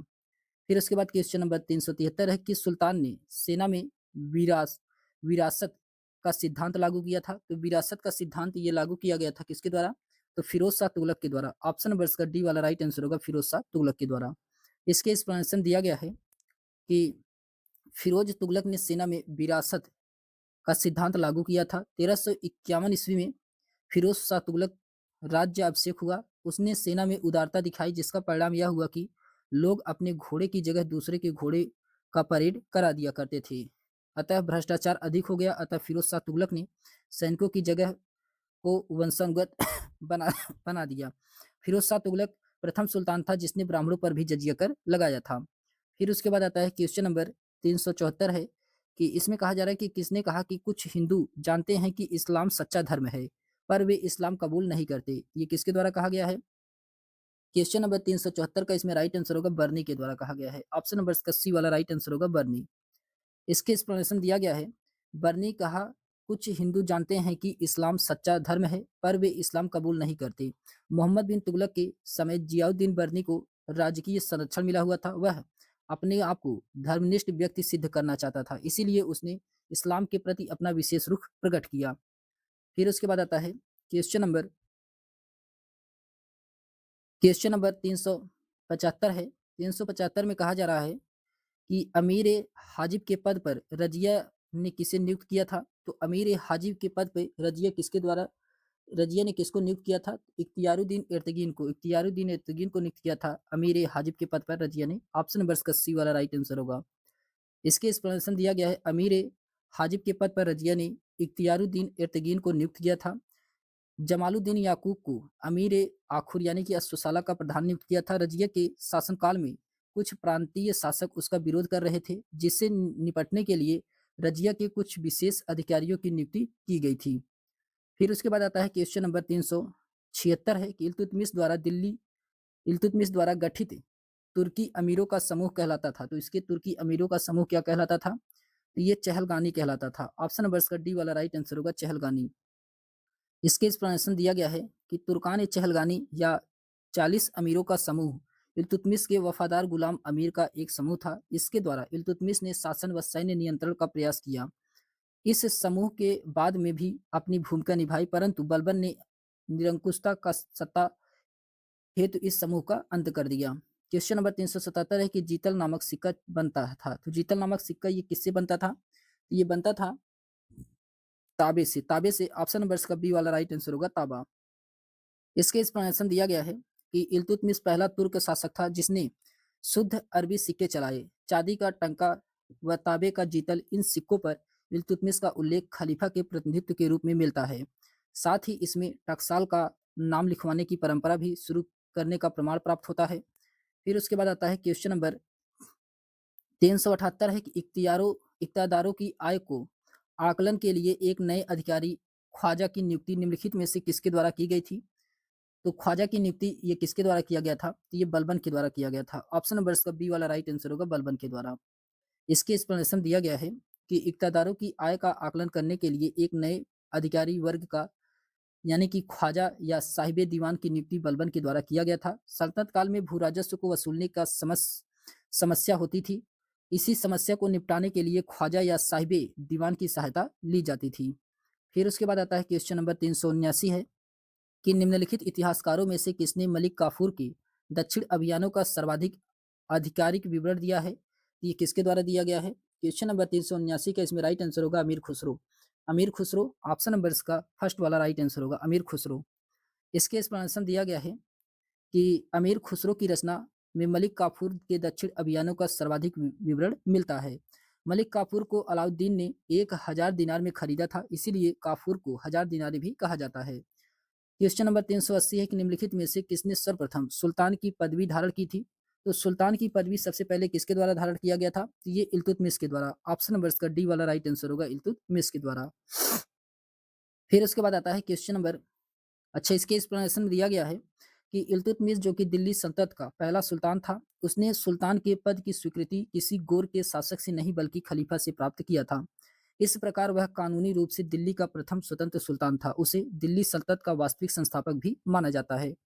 फिर उसके बाद आता है क्वेश्चन नंबर 381 है कि निम्नलिखित सुल्तानों में से किसने सर्वप्रथम दिल्ली सल्तनत में बाजार नियंत्रण व्यवस्था लागू किया था? तो ये किसने लिया किया था? ये अलाउद्दीन खिलजी के द्वारा लागू किया गया था। ऑप्शन नंबर इसका सी वाला राइट आंसर होगा अलाउद्दीन खिलजी। इसके एक्सप्लेनेशन दिया गया है कि अलाउद्दीन खिलजी ने केंद्र में एक बड़ी सेना रखी और उसे नगद वेतन दिया। उस सेना का व्यय बहुत था, इसीलिए उसने वस्तुओं के दाम तय किया ताकि सैनिक एक सामान्य वेतन में भी अपना कार्य कर सके। इसने बाजार नियंत्रण व्यवस्था कुल 4 बाजार स्थापित किए थे: गल्ला मंडी, सराय-ए-अदल, घोड़े, दासों एवं मवेशियों के बाजार एवं सामान्य बाजार हैं। इसमें गल्ला मंडी सबसे सफल रहा। फिर उसके बाद आता है क्वेश्चन नंबर 382 है कि मध्यकालीन भारत में किस मुस्लिम शासक ने सर्वप्रथम होली खेली थी? ये मोहम्मद बिन तुगलक था। ऑप्शन नंबर इसका फर्स्ट वाला राइट आंसर होगा मोहम्मद बिन तुगलक। इसके एक्सप्लेनेशन दिया गया है कि मध्यकालीन भारत में मोहम्मद बिन तुगलक ने सर्वप्रथम हिंदुओं के त्योहार होली में भाग लिया था। उसने 325 से 351 ईस्वी तक शासन किया था। वह एक बौद्धिक एवं सहिष्णु शासक था। उसने लगभग हर धर्म के विद्वानों से धार्मिक सिद्धांतों पर बहस की थी। उसका जैन विद्वानों से भी घनिष्ठ संबंध था। फिर उसके बाद आता है क्वेश्चन नंबर 383 है। क्वेश्चन नंबर 383 में कहा जा रहा है कि नीचे विभागों की सूची दी गई है, इसमें से किनकी स्थापना फिरोज शाह तुगलक ने किया था? तो किसकी स्थापना फिरोज शाह तुगलक के द्वारा किया गया है? क्वेश्चन नंबर 383 का इसमें राइट आंसर होगा दीवाने खैरात की स्थापना फिरोज शाह तुगलक के द्वारा किया गया है। दीवाने बंदकान का भी, दारुल सफा और रोजगार कार्यालय, इन चारों विभागों की स्थापना फिरोज शाह तुगलक के द्वारा किया गया है। ऑप्शन नंबर इसका फर्स्ट वाला राइट आंसर होगा। फिर उसके बाद आता है इसकी एक्सप्लेनेशन दिया गया है कि दिए गए सभी विभागों की स्थापना फिरोज शाह तुगलक ने किया था। दीवाने खैरात, ये जो कि दानशाला से मुस्लिम गरीब लड़कियों के विवाह और विधवाओं को आर्थिक सहायता दी जाती थी, दीवाने खैरात से। दारुल सफा, जो कि ये राजकीय अस्पताल था दारुल सफा, इसमें मुफ्त इलाज की सुविधा प्रदान की गई थी। दीवाने बंदगान, ये दास विभाग था। फिरोज शाह तुगलक जो कि दासों का बहुत शौकीन था, उसके पास 1,80,000 दास थे। रोजगार कार्यालय के मध्य से बेरोजगार युवकों को रोजगार दिया जाता था। फिर उसके बाद आता है क्वेश्चन नंबर 384 है कि निम्नलिखित में से किसने कहा था कि मुझे सरा की चिंता नहीं है? तो किसके द्वारा कहा गया था कि मुझे सरा की चिंता नहीं है? ये अलाउद्दीन खिलजी के द्वारा कहा गया था। अलाउद्दीन खिलजी के द्वारा ऑप्शन नंबर इसका सी वाला राइट आंसर होगा। फिर उसके बाद आता है, आइए देखते हैं इसके एक्सप्लेनेशन में दिया गया है। इसके एक्सप्लेनेशन में कहा जा रहा है कि अलाउद्दीन खिलजी जो कि शक्ति के बल पर सत्ता प्राप्त किया था, इसी के कारण से उसे धर्म की राजनीति पर हावी नहीं होने दिया। अपने कार्यों को करते समय सरा की चिंता नहीं की थी। क्वेश्चन नंबर 385 है कि निम्नलिखित सुल्तानों में से किसने पृथक लोक निर्माण विभाग की स्थापना किया था? तो पृथक लोक निर्माण विभाग की स्थापना ये किसके द्वारा किया गया था? ये किया गया था फिरोज शाह तुगलक के द्वारा। फिरोज शाह तुगलक के द्वारा। ऑप्शन नंबर इसका डी वाला राइट आंसर होगा। इसके एक्सप्लेनेशन दिया गया है कि फिरोज शाह तुगलक ने पृथक लोक निर्माण विभाग की स्थापना की थी। अपने इस कार्य का वर्णन फुतूह ए फिरोज शाही में अपने कृत में किया है। इन्होंने जौनपुर, फिरोजाबाद, हिसार, अन्य शहरों की स्थापना की है। क्वेश्चन नंबर 386 है, सुल्तान इल्तुतमिश के शासनकाल में न्याय चाहने वाले व्यक्ति को पहनना पड़ता था, तो लाल पोशाक पहनना पड़ता था। लाल पोशाक पहनना पड़ता था। ऑप्शन नंबर इसका सी वाला राइट आंसर होगा, लाल पोशाक। इसके एक्सप्लेनेशन दिया गया है कि सुल्तान इल्तुतमिश के शासनकाल में न्याय चाहने वाले व्यक्ति को लाल कपड़ा पहनना पड़ता था। इल्तुतमिश की पुत्री रजिया ने सुल्तान बनने से पूर्व शुक्रवार के दिन लाल वस्त्र पहनकर ही दिल्ली के नागरिकों से अपनी हक की मांग की थी। इसके बाद दिल्ली की सुल्तान बनी थी। फिर उसके बाद आता है क्वेश्चन नंबर 387 है कि निम्नलिखित दिल्ली के सुल्तानों में अपनी सल्तनत के विभिन्न हिस्सों में गुप्तचर नियुक्त किए थे, उन्हें कहा जाता है, तो गुप्तचर को क्या कहा जाता था? क्वेश्चन नंबर 387 का इसमें राइट आंसर होगा, उन्हें बरीद कहा जाता था। बरीद। ऑप्शन नंबर इसका फर्स्ट वाला राइट आंसर होगा, बरीद। इसके एक्सप्लेनेशन दिया गया है कि दिल्ली के सुल्तानों ने अपनी सल्तनत के विभिन्न हिस्सों में गुप्तचर की नियुक्ति किया था, उन्हें बरीद कहा जाता था। इसका वर्णन या इसका कार्य राज्य तथा सुल्तानों के विरुद्ध किए जा रहे षड्यंत्र के बारे में पता लगाना तथा उनकी सूचना सुल्तान तक पहुंचाना था। क्वेश्चन नंबर 388 है कि निम्नलिखित में से किसने मुइजुद्दीन गोरी की हत्या की थी? तो मुइजुद्दीन गोरी की हत्या किसके द्वारा किया गया था? तो ये खोखरों के द्वारा किया गया था। ऑप्शन नंबर इसका सी वाला राइट आंसर होगा, खोखर। इसके एक्सप्लेनेशन दिया गया है कि मुइजुद्दीन गोरी ने भारत पर 1205 में आक्रमण किया। झेलम और चिनाब नदी के बीच खोखरों से युद्ध हुआ। इसमें खोखर पराजित हुए, लेकिन 15 मार्च 1206 को खोखरों ने गोरी के दल पर अचानक हमला करके मुइजुद्दीन गोरी की हत्या कर दी।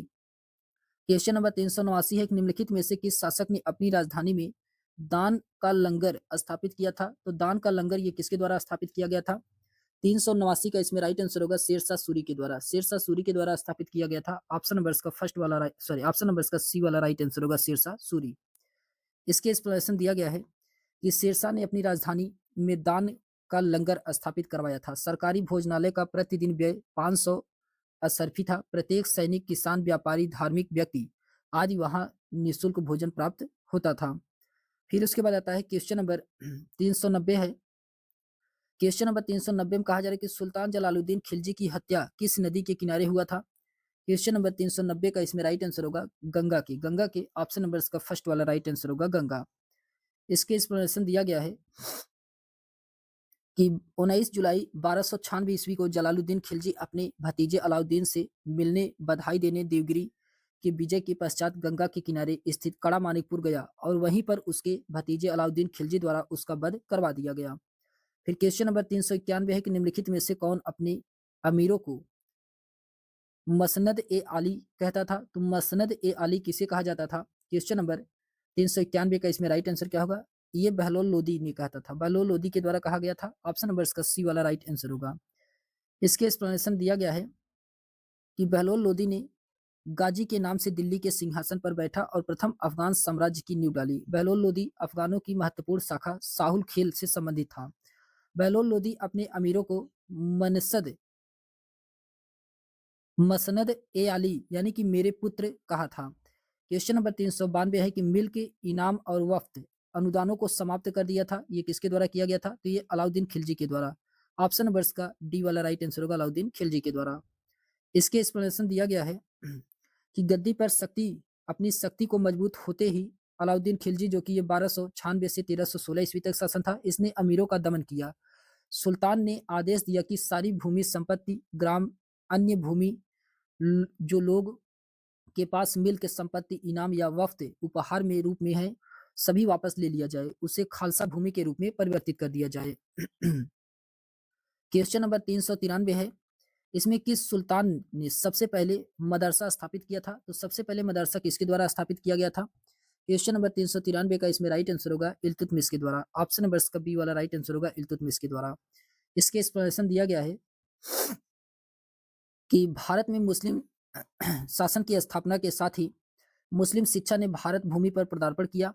सर्वप्रथम मोहम्मद गोरी ने मंदिरों को नष्ट करके मस्जिद बनवाने का कार्य किया तथा मुस्लिम शिक्षा प्रदान करने की प्रथा आरंभ की। सल्तनत काल में 3 प्रकार की शिक्षण संस्थाएं होती थी: मकतब, मदरसा, खानकाहें। सर्वप्रथम इल्तुतमिश ने वास्तविक रूप से मदरसे की स्थापना की। मोहम्मद गोरी की स्मृति में दिल्ली व बदायूं में मदरसा ए मुज्जिक तथा दिल्ली में मदरसा ए नासरिया की स्थापना किया था। उसने उच्च में भी एक मदरसा बनवाया जिनका नाम मदरसा ए फिरोजी था। फिर उसके बाद क्वेश्चन नंबर 394 है कि निम्नलिखित में से किसने सुल्तान मुगसुद्दीन की पदवी के साथ स्वयं को लखनऊती के शासक घोषित किया था? तो मुगसुद्दीन की पदवी के साथ स्वयं को लखनऊती का शासक किसने घोषित किया था? तो ये तुगरील खां ने। तुगरील खां ऑप्शन नंबर इसका डी वाला राइट आंसर होगा, तुगरील खां। इसके एक्सप्लेनेशन दिया गया है कि तुगरील ने सुल्तान मुगसुद्दीन की पदवी के साथ स्वयं को लखनऊती का शासक घोषित किया था। वह एक तुर्क अमीर था जिसे सुल्तान गयासुद्दीन बलबन ने बंगाल का सूबेदार नियुक्त किया था। 1279 में तुगरील ने बलबन के समय विद्रोह कर दिया तथा सुल्तान मुगसुद्दीन की उपाधि धारण करके अपने लखनऊती शासन में घोषित किया। फिर उसके बाद आता है क्वेश्चन नंबर फिर उसके बाद आता है क्वेश्चन नंबर 395 है कि निम्नलिखित सुल्तानों में से किसने नियाबत ए खुदाई सिद्धांत प्रतिपादित किया था? तो नियाबत ए खुदाई ये किसके द्वारा प्रतिपादित किया गया था? तो ये बलबन के द्वारा। ऑप्शन नंबर इसका बी वाला राइट आंसर होगा, बलबन। इसके एक्सप्लेनेशन दिया गया है कि बलबन, जो कि ये 1265 से 1287 ईस्वी तक शासन था, 20 वर्ष तक वजीर की हैसियत से 20 वर्ष तक सुल्तान के रूप में दिल्ली पर शासन किया। उसने सुल्तान की पद प्रतिष्ठा को स्थापित करने के लिए रक्त एवं लौह की नीति अपनाई। उसके अनुसार सुल्तान धरती पर खुदा का प्रतिनिधित्व है, उसका स्थान केवल पैगंबर के पश्चात है। बलबन ने नियाबत ए खुदाई यानी कि ईश्वर का प्रतिनिधित्व के सिद्धांत का प्रतिपादन किया था। फिर उसके बाद आता है क्वेश्चन नंबर 396 है कि निम्नलिखित यात्रियों में से कौन एक अफ्रीकी था? तो अफ्रीकी यात्री आपको बताना है इसमें कौन था। क्वेश्चन नंबर 396, अच्छा इसमें 396 यात्री कौन सा अफ्रीकी यात्री था? तो ये इब्न बतूता था। ऑप्शन नंबर इसका सी वाला राइट आंसर होगा, इब्न बतूता। ये अफ्रीकी यात्री था। इब्न बतूता जो कि मोरक्को मूल का अफ्रीकी यात्री था, वह मोहम्मद बिन तुगलक के समय भारत आया था। मोहम्मद बिन तुगलक ने उसे दिल्ली का काजी नियुक्त किया था। 1342 ईस्वी में सुल्तान का राजदूत बनकर के चीन भेजा गया था। इब्न बतूता की पुस्तक का नाम रिहला है। फिर उसके बाद आता है क्वेश्चन नंबर 397 है कि लाख बख्श किसे कहा जाता है? ये कुतुबुद्दीन ऐबक को। लाख बख्श किसे कहा जाता है? कुतुबुद्दीन ऐबक को। ऑप्शन नंबर इसका बी वाला राइट आंसर होगा। इसके एक्सप्लेनेशन दिया गया है कि कुतुबुद्दीन ऐबक को लाख बख्श की उपाधि दी गई थी, जिसका अर्थ है कि लाखों में दान करने वाला।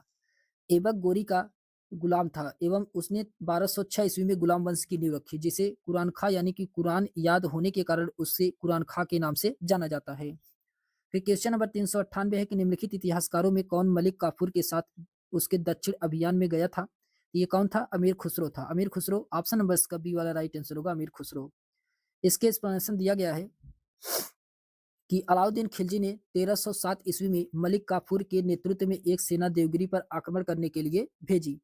राजा रामचंद्र देव युद्ध में पराजित हुए और उन्होंने आत्मसमर्पण कर दिया। मलिक काफूर ने देवगिरी को लूटा तथा राजा रामचंद्र सहित उनके संबंधियों को दिल्ली लाया।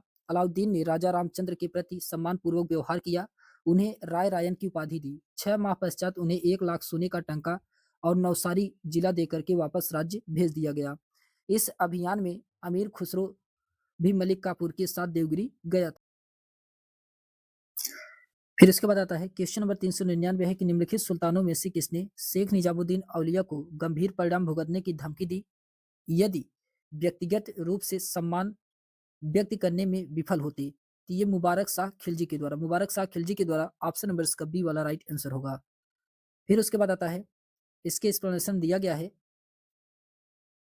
कि मुबारक शाह खिलजी ने शेख निजामुद्दीन औलिया को गंभीर परिणाम भुगतने की धमकी दी थी यदि व्यक्तिगत रूप से सम्मान व्यक्त करने में विफल होते। फिर उसके बाद आता है क्वेश्चन नंबर 400 है कि निम्नलिखित सुल्तानों में से किसने गुलामों की देखरेख के लिए एक अलग विभाग की स्थापना किया था? ये फिरोज शाह तुगलक के द्वारा। फिरोज शाह तुगलक के द्वारा। ऑप्शन नंबर इसका सी वाला राइट आंसर होगा, फिरोज शाह तुगलक। इसके एक्सप्लेनेशन दिया गया है कि फिरोज शाह तुगलक को गुलामों का बहुत शौक था। उसके गुलामों की संख्या संभवतः 1,80,000 तक पहुंच गई थी। उनकी देखभाल के लिए एक पृथक विभाग दीवाने बंदगान का गठन किया था। उन गुलामों को शिक्षा का पूरा ध्यान रखा गया था। प्रत्येक गुलाम को 10 से 100 टंके के बीच वेतन मिलता था। कभी कभी जागीरें भी मिल जाती थी। फिरोज का यह शौक राज्य के लिए अत्यंत हानिकारक सिद्ध हुआ। फिर उसके बाद क्वेश्चन नंबर 401 है कि निम्नलिखित इतिहासकारों में से कौन मोहम्मद बिन तुगलक के समय विद्रोह को न्याय संगत बताता है? तो क्वेश्चन नंबर 401 का इसमें राइट आंसर होगा इसामी। इसामी। ऑप्शन नंबर इसका सी वाला राइट आंसर होगा, इसामी। इसके एक्सप्लेनेशन दिया गया है कि इतिहासकार इसामी ने मोहम्मद बिन तुगलक के विरुद्ध विद्रोह को न्याय संगत बताया है। क्वेश्चन नंबर 402 है कि निम्नलिखित सुल्तानों में से किसने आदेश जारी किया था कि उसके शासन में सभी विदेशियों को आइज्जा के रूप में संबोधित किया जाए? ये किसके द्वारा? तो ये किया गया था मोहम्मद बिन तुगलक। मोहम्मद बिन तुगलक। ऑप्शन नंबर इसका बी वाला राइट आंसर होगा, मोहम्मद बिन तुगलक। फिर उसके बाद आता है, इसके एक्सप्लेनेशन दिया गया कि मोहम्मद बिन तुगलक के आदेश जारी किया था कि उसके शासन में सभी विदेशियों को आइज्जा के रूप में संबोधित किया जाए। क्वेश्चन नंबर 403 है कि इल्तुतमिश को बदायूं की इक्तादारी दी गई थी। तो इल्तुतमिश को बदायूं की इक्तादारी ये दिया गया था कुतुबुद्दीन ऐबक ने। कुतुबुद्दीन ऐबक के द्वारा दिया गया था। ऑप्शन नंबर इसका सी वाला राइट आंसर होगा। फिर उसके बाद आता है, इसके एक्सप्लेनेशन दिया गया है कि कुतुबुद्दीन का दामाद एवं उत्तराधिकारी इल्तुतमिश इल्बरी तुर्क था। इल्तुतमिश ही दिल्ली सल्तनत का वास्तविक संस्थापक था। कुतुबुद्दीन ऐबक की मृत्यु के समय वहां बदायूं का सूबेदार था। क्वेश्चन नंबर 404 है कि किसके शासनकाल में लोग अपनी पुत्री का विवाह राजस्व लिपिकों से नहीं करते थे? ये किसके शासनकाल में? क्वेश्चन नंबर 404 का इसमें राइट आंसर होगा अलाउद्दीन खिलजी के। अलाउद्दीन खिलजी। ऑप्शन नंबर इसका सी वाला राइट आंसर होगा। इसके एक्सप्लेनेशन दिया गया है अलाउद्दीन खिलजी के शासनकाल में लोग अपनी पुत्री का विवाह राजस्व लिपिकों से नहीं करते थे। क्वेश्चन नंबर 405 है कि निम्नलिखित में से कौन लड़ते हुए युद्ध में मारा गया? तो कौन लड़ते हुए युद्ध में मारा गया था? तो ये था इब्राहिम लोदी। इब्राहिम लोदी। ऑप्शन नंबर इसका सी वाला राइट आंसर होगा, इब्राहिम लोदी। फिर उसके बाद आता है, इसके एक्सप्लेनेशन दिया गया है कि 21 अप्रैल 1526 को बाबर और इब्राहिम लोदी के मध्य पानीपत का प्रथम युद्ध हुआ था। इब्राहिम ने साहस और बहादुरी से युद्ध किया, परंतु बाबर के योग्य सेनापतित्व, श्रेष्ठ युद्ध नीति और तोपखाने के कारण इब्राहिम की पराजय हुई। वह युद्ध स्थल पर मारा गया। इब्राहिम लोदी की मृत्यु से लोदी वंश के साथ साथ दिल्ली सल्तनत का इतिहास भी समाप्त हो गया और भारत में मुगल वंश की नींव पड़ गई। फिर उसके बाद आता है क्वेश्चन नंबर 406 है कि निम्नलिखित में से किसने दक्षिण भारत में अलाउद्दीन खिलजी के प्रभुत्व को स्वीकार नहीं किया था? तो ये कौन थे? तो ये पांडे थे। पांडे थे, ऑप्शन नंबर इसका फर्स्ट वाला राइट आंसर होगा पांडे। इसके एक्सप्लेनेशन दिया गया है कि अलाउद्दीन के आदेश से दक्षिण भारत में सबसे पहला आक्रमण मलिक काफूर ने तेलंगाना पर किया था, जिसमें काकतीय वंशीय शासक प्रताप रुद्रदेव द्वितीय पराजित हुआ और उसने मलिक काफूर को विश्व प्रसिद्ध कोहिनूर हीरा दिया। इसी क्रम में देवगिरी के यादव वंशीय नरेश रामचंद्र देव और होयसल नरेश बल्लाल देव ने अलाउद्दीन की अधीनता स्वीकार कर ली। पांड्य शासक वीर पांड्य ने अलाउद्दीन की अधीनता स्वीकार नहीं किया था। फिर उसके बाद आता है क्वेश्चन नंबर 407 है कि कुतुबुद्दीन मुबारक शाह के शासनकाल के राजनैतिक एवं सामाजिक जीवन की जानकारी देने वाले अमीर खुसरो की पुस्तक का शीर्षक था, तो क्या था? क्वेश्चन नंबर 407 का इसमें राइट आंसर क्या होगा? तो नूह ए सिपर है। ऑप्शन नंबर इसका बी वाला राइट आंसर होगा। इसके एक्सप्लेनेशन दिया गया है कि कुतुबुद्दीन मुबारक शाह खिलजी के शासनकाल के राजनैतिक एवं सामाजिक जीवन की जानकारी देने वाले अमीर खुसरो की पुस्तक का शीर्षक नूह ए सिपहर है। खजाइन उल फुतूह में अलाउद्दीन के दमन अभियानों का वर्णन है। मिफ्ता उल फुतूह में जलालुद्दीन खिलजी के बारे में जानकारी प्राप्त होती है। तुगलकनामा में गयासुद्दीन तुगलक के शासनकाल के विषय में भी जानकारी प्राप्त होती है। फिर उसके बाद आता है क्वेश्चन नंबर 408 है कि निम्नलिखित में से किसने जमीन बौसी सिजदा की प्रथा आरंभ किया था? तो जमीन बौसी सिजदा की प्रथा का आरंभ ये बलबन के द्वारा किया गया था। ऑप्शन नंबर इसका फर्स्ट वाला राइट आंसर होगा बलबन। इसके एक्सप्लेनेशन दिया गया है कि बलबन जो कि 1265 से 87 तक ये शासन था, सिजदा एवं जमीन बोसी और पैबोस प्रथा के अपने दरबार में फिर से शुरू करवाया था। मूलतः ईरानी प्रथा थी और इन्हें गैर इस्लामी समझा जाता था। इसके अतिरिक्त उसने ईरानी त्योहार नवरोज की प्रथा का भी आरंभ किया था। क्वेश्चन नंबर 409 है कि किस सुल्तान की माता विद्वानों एवं पवित्र जनों के उपहार एवं दान देने के लिए प्रसिद्ध थी? तो क्वेश्चन नंबर 409 का इसमें राइट आंसर होगा रिक्तियानुद्दीन फिरोज शाह की। रुकनुद्दीन फिरोज शाह के ऑप्शन नंबर इसका सी वाला राइट आंसर होगा रुकनुद्दीन फिरोज शाह के।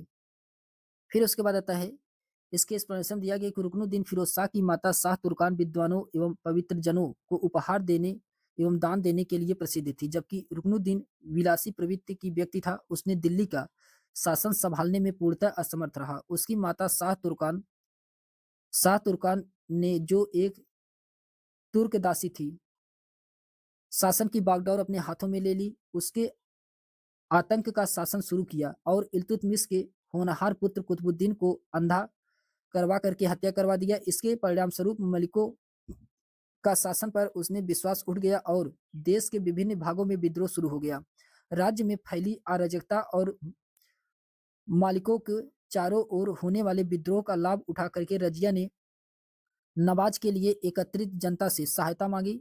जनसमूह ने महल पर आक्रमण कर शाह तुर्कान को कैद कर लिया। सेना तथा अमीर रजिया से मिल गए तथा रुकनुद्दीन को बंदी बना लिया गया और उसे मार डाला गया। फिर उसके बाद आता है क्वेश्चन नंबर 410 है कि अलाउद्दीन द्वारा दिल्ली में मद्य निषेध के आदेश का प्रमुख कारण क्या था? ये राजनीतिक कारण था। ऑप्शन नंबर इसका सी वाला राइट आंसर होगा राजनीतिक।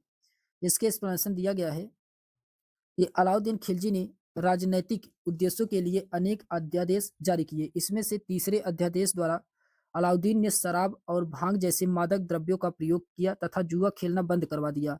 दिल्ली में शराब पीना बिल्कुल समाप्त कर दिया गया। शराब को पात्रों को जनता के सम्मुख फेंकवा दिया गया। इस कानून को तोड़ने वाले को कठोर दंड दिया जाता था, जिसके कारण शराब पीने वाले को दिल्ली से 20 या 25 मील दूर जाकर ही शराब पी सकते थे।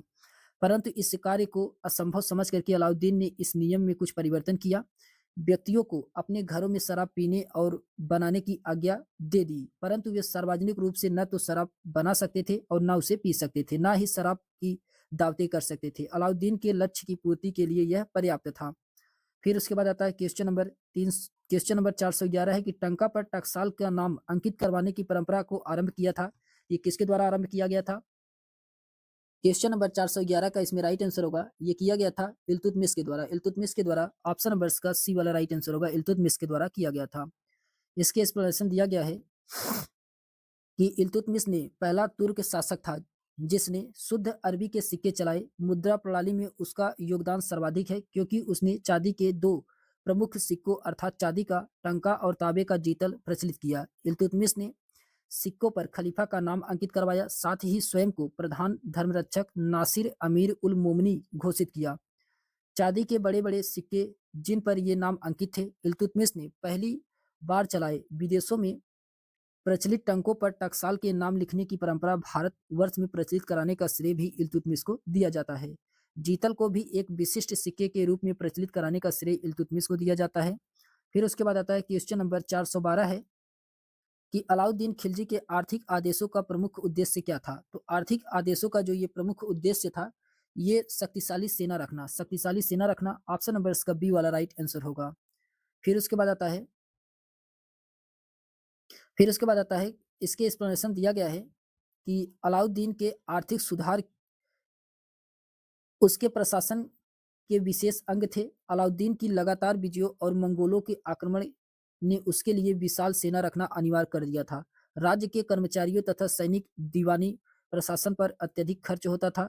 इस हिसाब से अलाउद्दीन अगर सुल्तान सामान्य वेतन पर विशाल संख्या में सैनिक की भर्ती करता तो समस्त राजकोष 5 वर्षों में खाली हो जाता। तो कहना कि मुश्किल है कि अलाउद्दीन ने आर्थिक सुधार केवल सेना के ही ध्यान में रख करके किए थे, क्योंकि आर्थिक सुधार नीति की विजय की दौड़ लगभग समाप्त होने के बाद चालू रखा गया था, किंतु इसमें कई संदेह नहीं है कि उसके आर्थिक सुधारों में सेना एक महत्वपूर्ण अंग थी।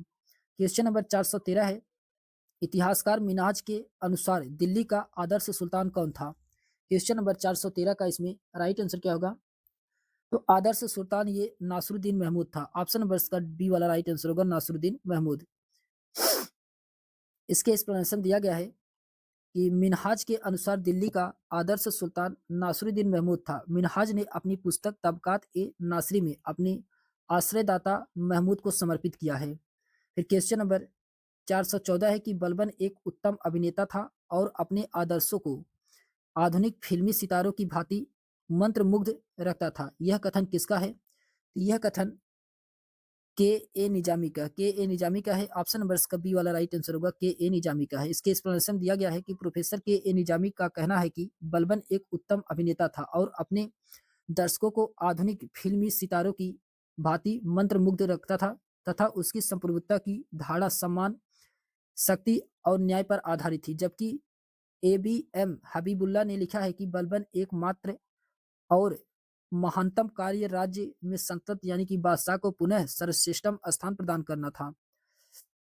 बलबन की दुर्बलताओं का वर्णन करते हुए प्रोफेसर के ए निजामी यह भी कहते हैं कि उनके राज्य में शांति और व्यवस्था स्थापित करने का श्रेय तो प्रदान किया जा सकता है, लेकिन अन्य क्षेत्रों में उसकी असफलताएं ही दिखाई पड़ती है। वह लिखते हैं कि बलबन की तुर्कों की श्रेष्ठता को स्थापित करने की नीति ने लाभ के स्थान पर हानि पहुंचाई। फिर उसके बाद आता है क्वेश्चन नंबर 415 है कि निम्नलिखित सुल्तानों में से किसका जैन विद्वानों से घनिष्ठ संबंध था? ये मोहम्मद बिन तुगलक का। मोहम्मद बिन तुगलक ऑप्शन नंबर इसका डी वाला राइट आंसर होगा। इसके एक्सप्लेनेशन दिया गया है कि मोहम्मद बिन तुगलक ये जो कि दिल्ली के सुल्तानों में अत्यधिक सहिष्णु शासक था। वह सभी धर्मों के विद्वानों का सम्मान करता था। जैन विद्वान और संत जिन प्रभु सूरी को उसके दरबार में बुला करके सम्मान प्रदान किया, वह सूफी, शेख और अन्य विभिन्न संप्रदायों के संतों के संपर्क में आया था।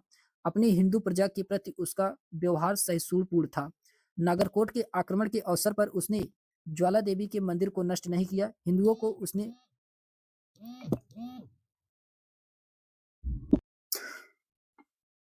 को उसने सम्मानित पदों पर नियुक्त किया तथा दिल्ली के सुल्तानों में वह प्रथम सुल्तान था जो त्योहारों मुख्यतः होली में भाग लेता था। उसने गैर तुर्कों और भारतीय मुसलमानों को भी सरकारी पदों पर नियुक्त किया, जिसके कारण बर्नी ने उसकी कटु आलोचना की। ऐसे व्यक्तियों को छिछोरा, माली, जुलाहा, नाई, रसोइया आदि कहा। क्वेश्चन नंबर 416 है कि दिल्ली को राजधानी बनाने वाला सुल्तान कौन था? तो दिल्ली को राजधानी बनाने वाला सुल्तान ये इल्तुतमिश था। ऑप्शन नंबर इसका डी वाला राइट आंसर होगा, इल्तुतमिश। इसके एक्सप्लेनेशन दिया गया है कि गुलाम वंश के शासक कुतुबुद्दीन ऐबक ने दिल्ली सल्तनत की राजधानी लाहौर में स्थापित की थी। उसके उत्तराधिकारी इल्तुतमिश ने जिसे दिल्ली सल्तनत का वास्तविक संस्थापक कहा है। सर्वप्रथम राजधानी लाहौर से दिल्ली स्थानांतरित की है। इल्तुतमिश ने उन कार्यों को पूर्ण किया है जो ऐबक ने अधूरा छोड़ा था। एल्दौज और कुवाचा को समाप्त करके उसने गौर और गजनी के स्वामित्व के दावे से दिल्ली सल्तनत को मुक्त करा दिया। राजस्थान के राजपूतों शासकों दिल्ली सल्तनत के छीने गए प्रदेशों को पुनः अपने अधीन करके तथा दोआब के विद्रोह को दबा करके उसने दिल्ली सल्तनत की वास्तविकता को सिद्ध कर दिया। मंगोल आक्रमण से दिल्ली सल्तनत की रक्षा करके उसने महान संकट से बचा लिया। डॉक्टर के एम निजामी लिखते हैं कि ऐबक ने दिल्ली सल्तनत की रूपरेखा के बारे में सिर्फ दिमागी आकृतियां बनाई थी। इल्तुतमिश ने उस वक्त एक व्यक्तित्व, एक पद, एक प्रेरणा शक्ति, एक दिशा, एक शासन व्यवस्था और एक शासक वर्ग प्रदान किया। फिर उसके बाद आता है क्वेश्चन नंबर 417 है कि अलाउद्दीन खिलजी के गल्ला बाजार का प्रथम अधिनियम संबंधित था। तो गल्ला बाजार का जो प्रथम अधिनियम ये संबंधित था, ये सभी प्रकार के गल्लों का भाव निश्चित करने से, सभी प्रकार के गल्लों का भाव निश्चित करने से। ऑप्शन नंबर इसका बी वाला राइट आंसर होगा। इसके एक्सप्लेनेशन दिया गया है कि अलाउद्दीन के गल्ला बाजार का प्रथम सबसे कठिन अधिनियम जब्ता सभी प्रकार के गल्लों के भाव निश्चित करने से संबंधित था। खुसरो और बर्नी स्पष्ट रूप से कहते हैं कि निश्चित मूल्यों की कोई वृद्धि नहीं की जा सकती। सभी प्रकार के अनाज, दालें, कपड़ा, गुलाम व घोड़े, नई वरन सब्जी, मेवा, मांस, मछली, गन्ना, सुई, धागा, कंघा आदि जैसी दैनिक आवश्यकताओं की वस्तुओं के मूल्य निर्धारित किए गए थे। प्रत्येक वस्तुओं के लिए पृथक पृथक बाजार निश्चित किए गए थे। गल्ले के लिए मंडी, कपड़े के लिए सराय अदिल, घोड़ों, गुलामों और पशुओं के लिए पृथक बाजार तथा दैनिक जीवन के उपयोग की अन्य वस्तुओं के लिए एक पृथक बाजार निश्चित किया गया था। कठिनाई के अवसरों पर सुरक्षा के लिए सरकारी गोदामों में भी आवश्यकता वस्तुओं को संग्रह करने की व्यवस्था की गई थी। ऐसी परिस्थितियों में प्रत्येक व्यक्ति के लिए आवश्यक वस्तुओं को खरीदने की सीमा निश्चित की गई थी। फिर उसके बाद क्वेश्चन नंबर 318 है कि दिल्ली का प्रथम सुल्तान जिसने दरबार में गैर इस्लामिक प्रथाओं का प्रचलन किया था वह कौन था? तो वह बलबन था। बलबन था। ऑप्शन नंबर इसका डी वाला राइट आंसर होगा, बलबन। फिर उसके बाद आता है, इसके एक्सप्लेनेशन दिया गया है कि दिल्ली सल्तनत में बलबन ने अपने दरबार में गैर इस्लामिक प्रथाओं का प्रचलन किया था। दरबार के लिए बलबन ने एक बड़े सुल्तान के दरबार के अनुरूप नियम बनाए और उन्हें कठोरता से लागू किया। इस क्षेत्र में उनका आदर्श ईरानी बादशाह से था। उसने उसकी कई परंपराओं को अपने दरबार में आरंभ किया। उसने सिजदा यानी कि भूमि पर लेटकर अभिवादन करना, पैबोस यानी कि सुल्तान के सिंहासन के निकट आकर के पैर को चूमना की रीतियां आरंभ करवाई थी। बलबन के द्वारा लागू की गई ये प्रथाएं गैर इस्लामी मानी जाती है। दरबारियों के लिए शराब पीना निषिद्ध कर दिया और उन्हें विशेष वस्त्र धारण करके ही दरबार में आने की आज्ञा दी थी। उसके दरबार में प्रत्येक वर्ष ईरानी त्योहार नवरोज बड़ी शान शौकत से मनाया जाता था। उसके दरबार में शान शौकत से देख करके विदेशी भी चकित रह जाते थे। फिर उसके बाद क्वेश्चन नंबर 419 है कि किसने कहा कि अभी दिल्ली दूर है? ये निजामुद्दीन औलिया के द्वारा कहा गया था। ऑप्शन नंबर इसका बी वाला राइट आंसर होगा। इसके एक्सप्लेनेशन दिया गया है कि दिल्ली शासन के शासक गयासुद्दीन तुगलक तथा शेख निजामुद्दीन औलिया में मतभेद था। इब्न बतूता के अनुसार जब सुल्तान गयासुद्दीन बंगाल में था तभी उसे उलूग खां के व्यवहार के चिंताजनक समाचार पत्र प्राप्त हुए। उसे सूचना मिली कि वह अपने समर्थकों की संख्या बढ़ा रहा है और शेख निजामुद्दीन औलिया का शिष्य बन गया है। उस से सुल्तान के संबंध अच्छे नहीं थे। सुल्तान ने उलूग खां और निजामुद्दीन औलिया को दिल्ली पहुंचने पर दंड देने की धमकी के बारे में कहा था। औलिया ने कहा है कि दिल्ली अभी दूर है। सुल्तान ही शीघ्र बंगाल से वापस लौटा तो उलूग खां ने उसके स्वागत के लिए एक नवीन राजधानी तुगलकाबाद से 3 या 4 मील की दूर अफगानपुर नामक गांव में एक लकड़ी के महल बनवाया। महल अहमद एजाज, जिसे बाद में उलूग खां उर्फ सुल्तान महमूद तुगलक ने अपना वजीर बनाया था, इस प्रकार बनाया था कि हाथियों के द्वारा एक विशेष स्थान पर धक्का लगने से वह गिर सकता था। हाथियों के प्रदर्शन के समय धक्का लगने से सुल्तान उसमें दब करके मर गया। फिर उसके बाद क्वेश्चन नंबर 420 है कि सुल्तान बलबन ने अपने दरबार का गठन किया था। तो ये किस पद्धति पर गठन किया था? ये किया था फारसी पद्धति पर। फारसी पद्धति पर गठन किया था। ऑप्शन नंबर इसका बी वाला राइट आंसर होगा, फारसी पद्धति पर।